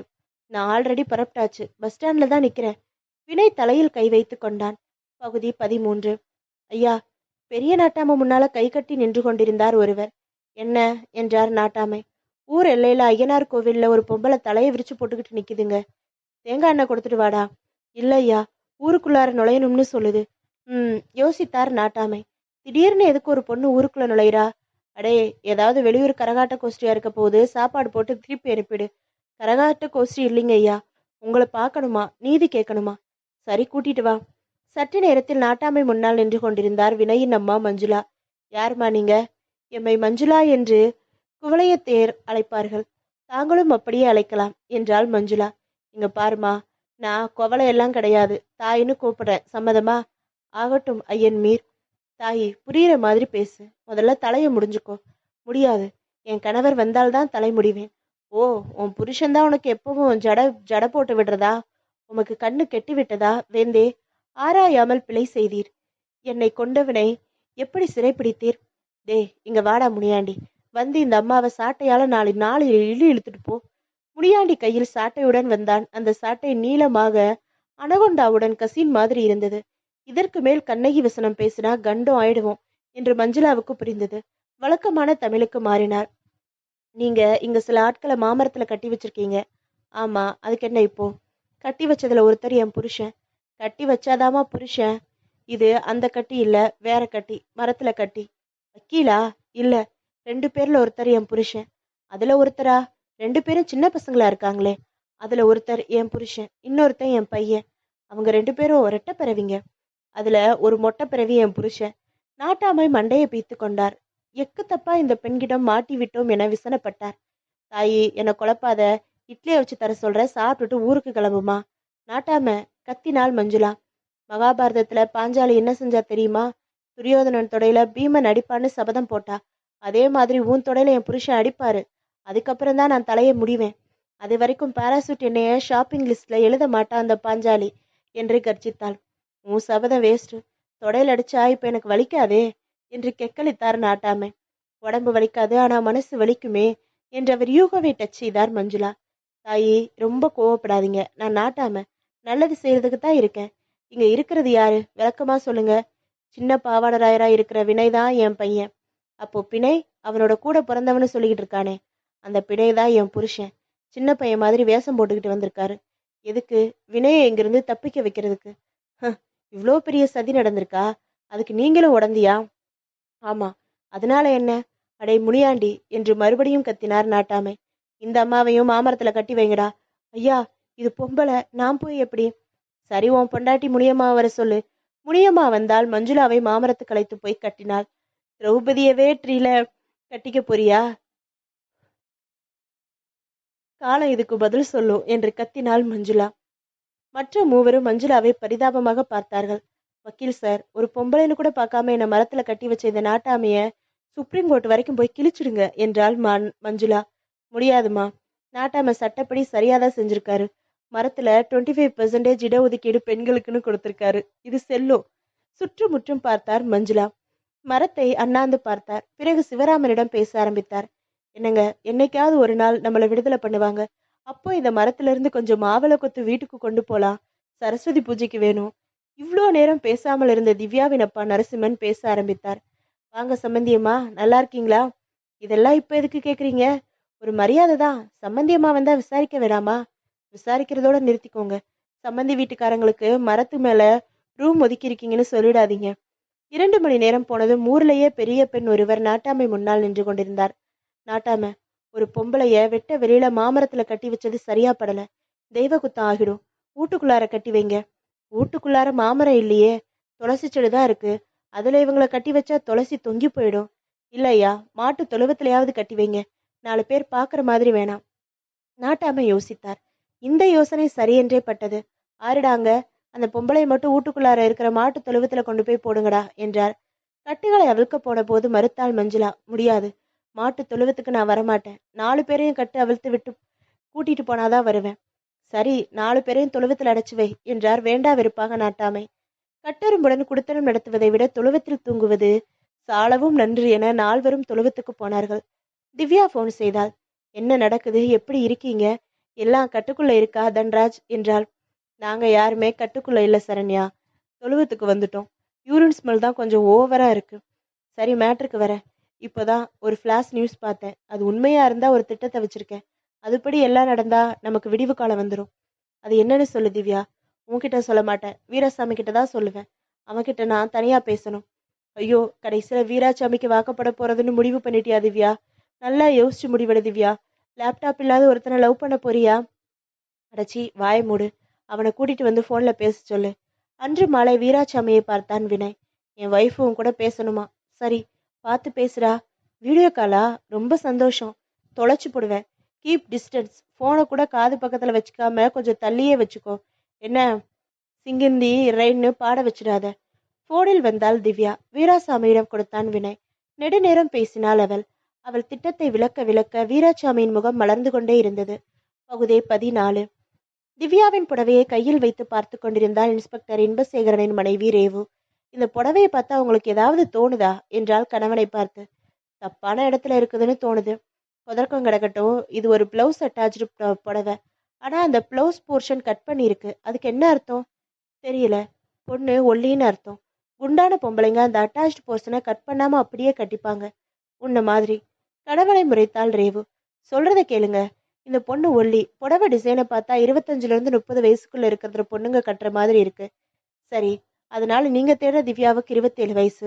சரி, இப்போ 27 வயசு திவ்யாவை தேடுறோம். நான் இந்த புடவைய வாட்ஸ்அப்ல போடட்டுமா? வாஷிங் மிஷின்ல வேணும்னாலும் போடு, எனக்கு ஆட்சேபணம் இல்லை. புடவை போட்டோவையும் மை டியர் திவ்யான்னு எழுதியிருக்கிற கையெழுத்தையும் போட்டோ பிடிச்சு வாட்ஸ்அப் குரூப்ல போடுறேன்.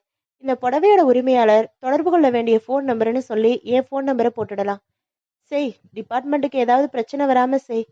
புடவையும் வினை எழுதியிருந்த பேப்பரையும் போட்டோ பிடித்தாள். பிறகு மல்லேஸ்வரம் மல்லிகே என்ற குரூப்பில் முதலில் போஸ்ட் செய்தாள். இந்த போட்டோல இருக்கிற புடவை ஒரு அனாதை. வாய் பேச முடியாத இந்த புடவை ஒரு பஸ்ல தனியா இருந்துச்சு. திவ்யாவுக்காகன்னு எழுத்து மூலமா ஏதோ சொல்ல வருது. இந்த புடவைக்கு சொந்தக்காரங்க தொடர்பு கொள்ள வேண்டிய எண் 97 என்றது மெசேஜ். 10 நிமிடம்தான் அந்த மெசேஜ் பல குரூப்களுக்கு ஃபார்வர்ட் செய்யப்பட்டது. கலிபோர்னியா குவின்ஸ், லண்டன் லேடிஸ் என்ற வெளிநாட்டு குரூப்புகளிலும் வலம் வர ஆரம்பித்தது. ரேவுக்கு ஒரு ஃபோன் வந்தது. சிஸ்டர், நான் ஜிமு மேகாப்ல இருந்து பேசுறேன். அந்த புடவையை கொஞ்சம் பிரிச்சு காட்ட முடியுமா? பல்லு காட்ட முடியுமா? பல்லுவா? அதான் முந்தான பல்லு டிசைன் பார்க்கணும். நீங்க திவ்யாவா? பல்லு நல்லா இருந்தா நான் திவ்யா. வைமா போன. இன்னொரு பெண் ஃபோன் செய்தாள். மேடம், அந்த புடவையை நீங்க கட்டிக்கிட்டு வீடியோ காலில் வர முடியுமா? நல்லா இருக்கே இது. உழைச்சு பிள்ளைங்கம்மா, திவ்யா புடவையை திருட பாக்குறீங்களே. மாலை 6 மணிக்கு ரேவுவுக்கு இன்னொரு ஃபோன் வந்தது. வாட்ஸ்அப் புடவை போட்டோ பார்த்தேன். அந்த புடவை என்னோடது. நீங்க யாரு? திவ்யா. ஆதாரம் இருக்கா? ஆதார் கார்டு இருக்கு. அது என் கணவர் வினய் கையெழுத்து தான். அதுக்கு ஆதாரம் இருக்கா? அவர் எனக்கு எழுதின லவ் லெட்டர் இருக்கு, பாக்குறீங்களா? ஒரே ஒரு லவ் லெட்டர் மட்டும் கொண்டு வாங்க. அவர் எழுதினதே ஒண்ணுதான், லிமிட்டெட் லவ். அது ஒரு கெஜெட் கெஜெட் ஆஃபீஸர் அட்டஸ்டேஷன் அந்த லெட்டர்ல இருக்கணும். நானே ஒரு பேங்க் ஆஃபீஸர். உன் வயசு என்ன? 27. ஆஹா, நீதான் நான் தேடின திவ்யா. வந்து புடவைய வாங்கிட்டு போமா என்றாள் ரேவு. 1 மணி நேரம் கழித்து திவ்யாவும் அவள் அம்மா கோமதியும் ரேவு வீட்டில் இருந்தார்கள். புடவையை பார்த்ததும் நெகிழ்ந்து போனாள் திவ்யா. மை டியர் திவ்யா என்ற வினை கையெழுத்தை பார்த்ததும் கண்களில் நீர் முட்டி நின்றது. சிரமப்பட்டு அடக்கி கொண்டாள். அவர் வந்து சேர்ந்துருவாரு, எனக்கு நம்பிக்கை வந்துருச்சு என்றாள். அவள் தலையை ஆதரவுடன் கோதிவிட்டார் கோமதி. ஊர் மக்கள் நாட்டாமை வீடு நோக்கி திபு திபுவென ஓடிக்கொண்டிருந்தார்கள். நாட்டாமைக்கு என்னாச்சு என்றாள் ஒருத்தி. இடுப்புக்கு கீழே சொரணை வந்துருச்சாமே என்றாள் இன்னொருத்தி. சுண்டு விரலுக்கு கூட சொரணை வரல, ஏதோ சேதி சொல்ல போறாராம். நாட்டாம அனைவரும் நாட்டாமை முன்னால் கூடி நின்றார்கள். நம்ம ஊருக்கு தேர்தல் அறிவிச்சிருக்காங்களாம், பஞ்சாயத்து தலைவரை தேர்ந்தெடுக்க போறாங்களாம் என்றார் நாட்டாமை. அப்படிங்களா என்றார் ஒருவர். தொடர்ந்து கம்பீரமாக பேச ஆரம்பித்தார் நாட்டாமை. 4 பரம்பரையா எங்க பரம்பரை தான் பஞ்சாயத்து தலைவர். தேர்தல் சும்மா பேருக்கு தான், எல்லாரும் வீட்டுக்கு போங்க. ஐயா, ஆமா, நான் தான் மறுபடியும் பஞ்சாயத்து தலைவர். அன்னப்பாஸ் வினை குறுக்கிட்டான். நாட்டாம, அது அன்னப்பாஸ் இல்ல, அன்ன போஸ்ட். போட்டியின்றி தேர்வு. ஆமா, போட்டியின்றி தேர்வு. எல்லாரும் தெரிஞ்சுக்கோங்க, நான் தான் அன்னப்பாஸ். பஞ்சாயத்து தலைவர் பாவாடராயர் வாழ்க என்று ஒருவர் கத்தினார். வாழ்க என பலரும் கத்தினார்கள். பஞ்சாயத்து தலைவர் பாவாடராயர் வாழ்க என்று கத்தினார் ஒருவர். வாழ்க என்று கத்தினார் ஒருவர். நிரந்தர அப்பாஸ் வாழ்க என்று கத்தினார் ஒருவர். அப்பாஸ் நிரந்தரம் இல்லையே, இப்போ ஹார்பிக் விளம்பரத்துக்கு அக்ஷய் குமாரே வந்தாச்சு என்று சொல்ல நினைத்தான் வினய். அவர்களுக்கு புரியாது என மௌனம் காத்தான். 2 நாட்கள் கழித்து ஒரு அதிகாரி நாட்டாமை வீட்டிற்கு வந்தார். ஐயா, நான் தேர்தல் அதிகாரி. நல்லது, 2 மூட்டை வேர்க்கடலை ஜீப்ல ஏத்த சொல்லிடுறேன். அது இல்ல, தேர்தல் அறிவிச்சாச்சு, அதனால என்ன? நான் வழக்கம் போல அன்னப்பாஸ் பேப்பர்ல செய்தியை கொடுத்துருங்கோ. நீங்க அன்னப்பாஸா இருந்தாலும் நாமினேஷன் ஒன்று இருக்கு. யார் அந்த சாமிநாதன்? தேர்தல்னா சில நடைமுறை இருக்கு. நான் தான் பிரசிடென்ட்னு நீங்களே சொல்லிக்க முடியாது. அதை வடகொரியாவில் தான் முடியும். அது என்ன ஆஃபீஸர் வடகரி? அது ஒரு நாட்டு பேரு, அதை விடுங்க. நீங்க உடனடியாக வேட்புமனு தாக்கல் பண்ணணும். நீங்க ஒரு 8 நம்ம ஆஃபீஸ்க்கு வந்துட்டு போயிட்டா நல்லது. கடைசி தேதி முடிஞ்ச உடனே நீங்க அன்னப்பாஸ்ன்னு அறிவிச்சிடலாம். இது வேற இருக்கா? போன எலெக்ஷன்ல இதெல்லாம் கேட்கல. இப்போ சோசியல் மீடியா வந்துருச்சுங்க, நிறைய கேள்வி கேட்குறாங்க. ஆஃபீஸர் சார், ஸ்கூல்ல இங்கிலீஷ் மீடியம் இருக்கு, தமிழ் மீடியம் இருக்கு, இப்போ சோசியல் மீடியமும் வந்துருச்சா? பாவம் பசங்க. ஐயா, நீங்க சிரமம் பார்க்காம வரணும். ஃபார்ம் கூட நான் நிரப்பிடுவேன். ஒரு கையெழுத்து மட்டும் போட்டா போதும். ஏதாவது தப்பா போயிட்டா எனக்கு பென்ஷன் கிடைக்காது. பென்ஷன் பிச்சை கேட்கும் அவரை பார்த்தால் பாவமாக இருந்தது நாட்டாமைக்கு. சரி, நான் வரேன், வண்டியை பூட்டுங்கடா, உட்ரா தாலுக்கா ஆஃபீஸ்க்கு. நாட்டாமை கையெழுத்து போட்டு முடித்ததும் அதிகாரி கேட்டார். ஐயா, உங்களுக்கு சின்னம் ஒதுக்கணும். அப்பாஸ்க்கு எதுக்கியா சின்னம்? வேணும்னா பாத்ரூம் ப்ரெஸ் சின்னம் எழுதிக்கோ, ஒதுக்கிக்கோ. இல்லைங்கய்யா, சொம்பு சின்னம் ஒதுக்கலாமான்னு ஒரு ஐடியா இருக்கு, ஏத்துக்கிறீங்களா? நாட்டாமை யோசித்தார். சொம்புவுக்கும் பாத்ரூமுக்கும் கூட ஏதோ ஒரு விதத்துல தொடர்பு இருக்கு. எனவே சொம்பை தேர்ந்தெடுத்துக் கொள்வது என முடிவெடுத்தார். சரி தம்பி, சொம்பே இருக்கட்டும். நாட்டாமைனா சொம்பு இருக்கிறது நியாயம்தானே? ஐயா, நான் ஒரு உண்மையை சொல்லணும். சொல்லு. நீங்க அன்ன போஸ்ட் இல்ல. என்ன? நான் அப்பாஸ் இல்லையா? ஆமாயா, உங்களை எதிர்த்து ஒருத்தர் நிக்கிறாரு. அவர் கேட்ட சின்ன கூட அவருக்கு கிடைச்சிருச்சு. எனக்கு போட்டியா இன்னொருத்தனா? அவனுக்கு சின்னம் வேறையா? என்ன சின்னம்? சேவல் சின்னம். சேவலா? நாட்டாமை முகம் சிவந்தது. யார் அந்த சேவல்காரன்? இவருதாங்க என்று கையை காட்டினார். எகத்தாளமான சிரிப்புடன் நின்று கொண்டிருந்தான் வீராசாமி. பகுதி 15. நாட்டாமை பாவாடராயர் கோபத்தின் உச்சியில் இருந்தார். ரசத்தில் போட்ட குண்டு வரமிளகாய் போல் அவர் கண்ணில் உப்பி போயிருந்தன. எனக்கு எதிர்க்க எலெக்ஷன்ல நிக்க அவன் யாருடா என்று உரிமிக் கொண்டிருந்தார். எதிரே ஊர்ஜனங்கள் அனைவரும் கை கட்டி நின்று கொண்டிருந்தார்கள். கூப்பிடுற அந்த வீராசாமிய என்றார். கூட்டத்தை விலக்கி கொண்டு வீராசாமி முன்னால் வந்தான். எலெக்ஷன்ல நிக்கிறியாமே?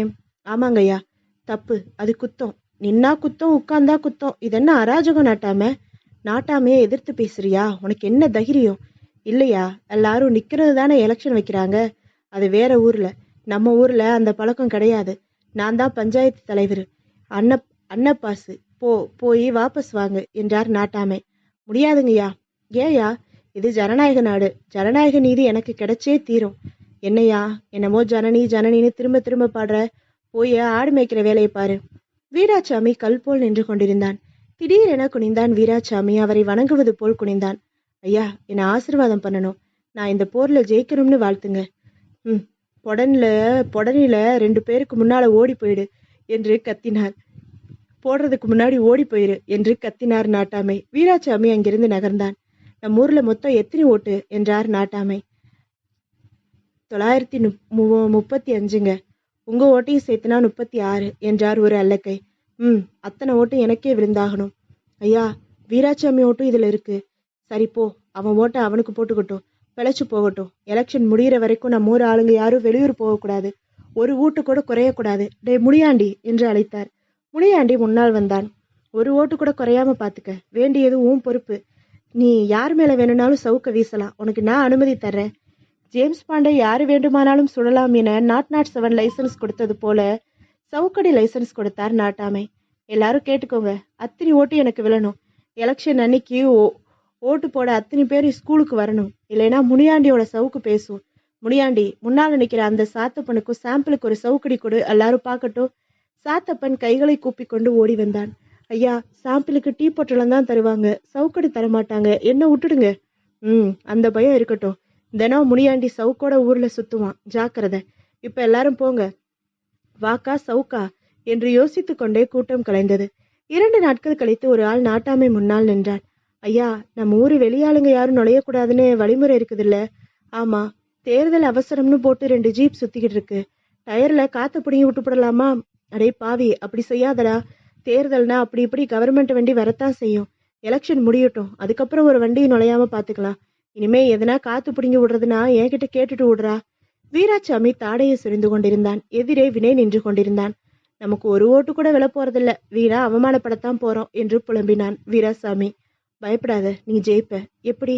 திவ்யா ஜெயிக்க வைப்பா, அவளை சாதாரணமா நினைக்காத. பிரசாந்த் கிஷோர் தெரியுமா? ஏதோ மத்திய நீர்ப்பாசன அமைச்சர் பேர் மாதிரி இருக்கு. இல்ல, தேர்தல் வியூக அமைச்சு கொடுக்கிறவரு, பீகார்காரரு. திவ்யா பெங்களூர்காரி, உனக்கான தேர்தல் வியூகம் போட்டுக்கிட்டு இருக்கா. எனக்கு நம்பிக்கை இல்லை. நம்பு, டிவியை நம்பு. டிவியா? ஆமா, திவ்யா வினய், தேர்தல் வியூக வல்லுனர்.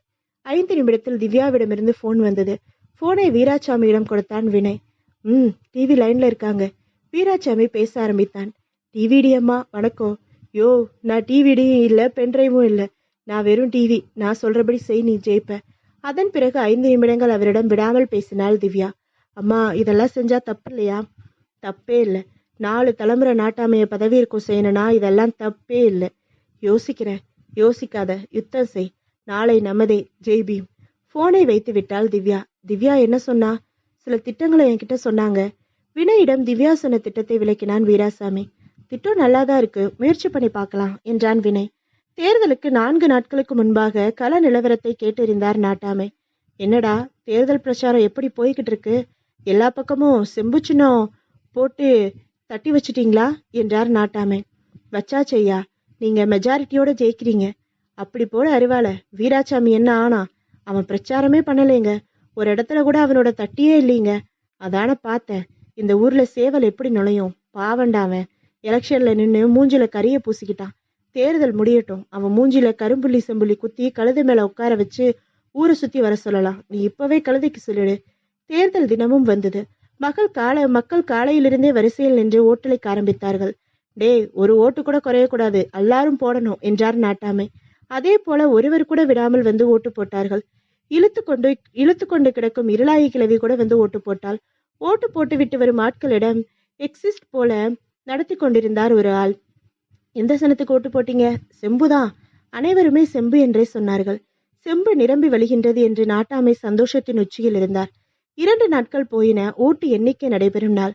நாதஸ்வரம் மேளத்துக்கு சொல்லி இருந்தார் நாட்டாமை. புலிவேஷம் போடும் ஆள் தனக்கு வாளை ஒட்ட வைத்து கொண்டிருந்தார். அங்கண்ணன் கடையில் 1000 லட்டு தயாராக இருந்தது.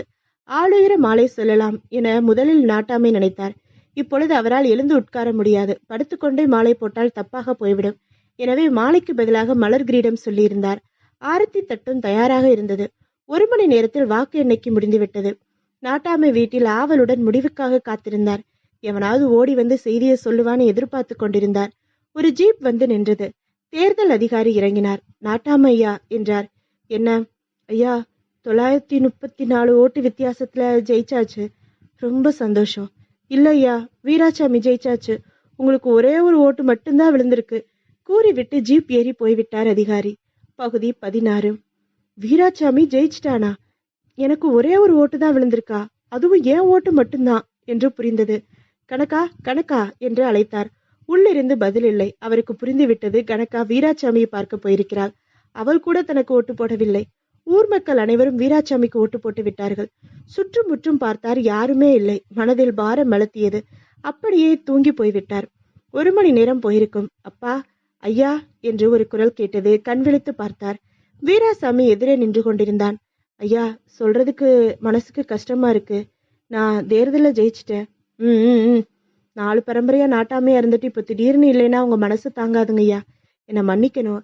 நான் வேணும்னே செய்யல. ஆனா ஒரு மாற்றம் வேணும் ஐயா. அப்பா என்று ஒரு குரல் கேட்டது. வீராசாமிக்கு பின்னால் இருந்து எட்டி பார்த்தாள் கனகா. அப்பா, நான் உள்ள வரலாமா? அங்கேயே நில்லு கத்தினார். நாட்டாம, 2 பொம்பளைங்க முன்னால வாங்க என்றார். 2 பேர் முன்னால் வந்தார்கள். பொண்ணு மாப்பிள்ளைக்கு ஆரத்தி எடுத்துட்டு வீட்டுக்குள்ளார அழைச்சிட்டு வாங்க. வீராசாமி அப்படியே அவர் காலில் விழுந்தான். நாட்டாம, நீங்க நிஜமாவே பெரிய மனுஷன்தான்.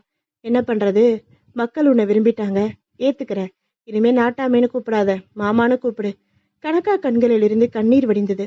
அப்பா, உங்களுக்கு துரோகம் பண்ணிட்டு தான் நினைக்க வேணாம். இது ஊர் ஜனங்க நல்லதுக்காக பண்ணது. என்ன சொல்ற? எல்லாத்தையும் விவரமா சொல்றேன்ப்பா.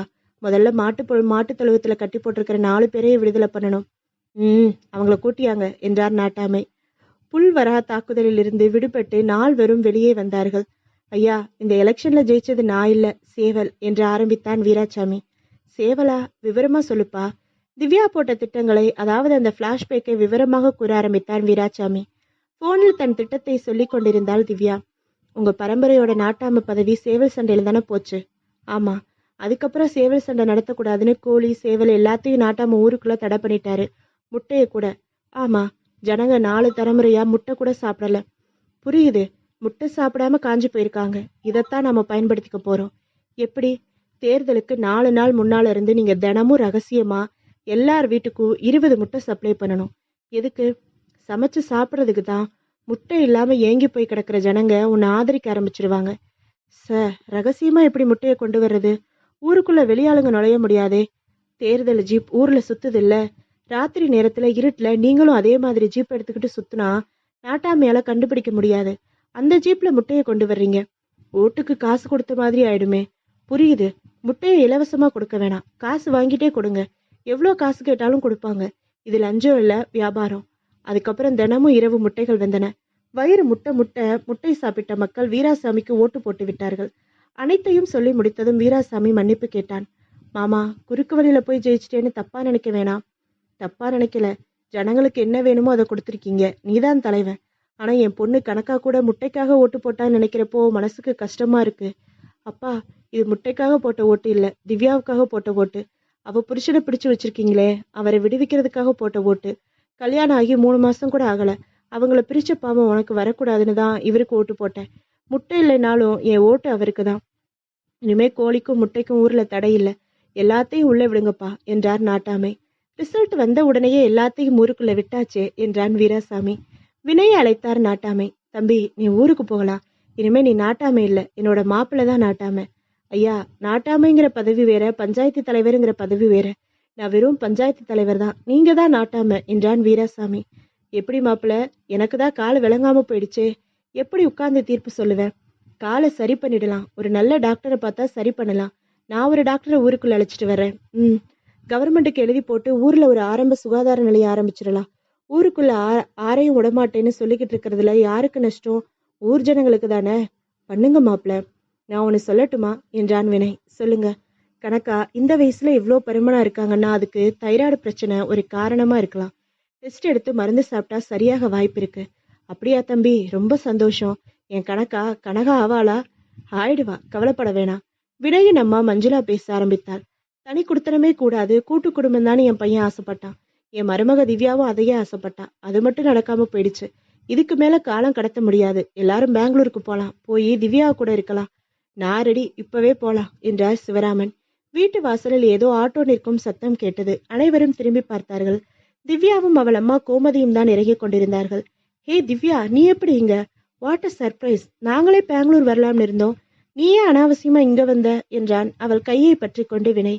எனக்கு ட்ரைனிங் முடிஞ்சு போஸ்டிங் போட்டாச்சு. இந்த ஊர்ல ஒரு புது பிரான்ச் ஓபன் பண்ண போறாங்க. அதுல ஆபீசரா எனக்கு போஸ்டிங் போட்டிருக்காங்க. இனிமே எனக்கு இந்த ஊர் தான் என்றாள் திவ்யா.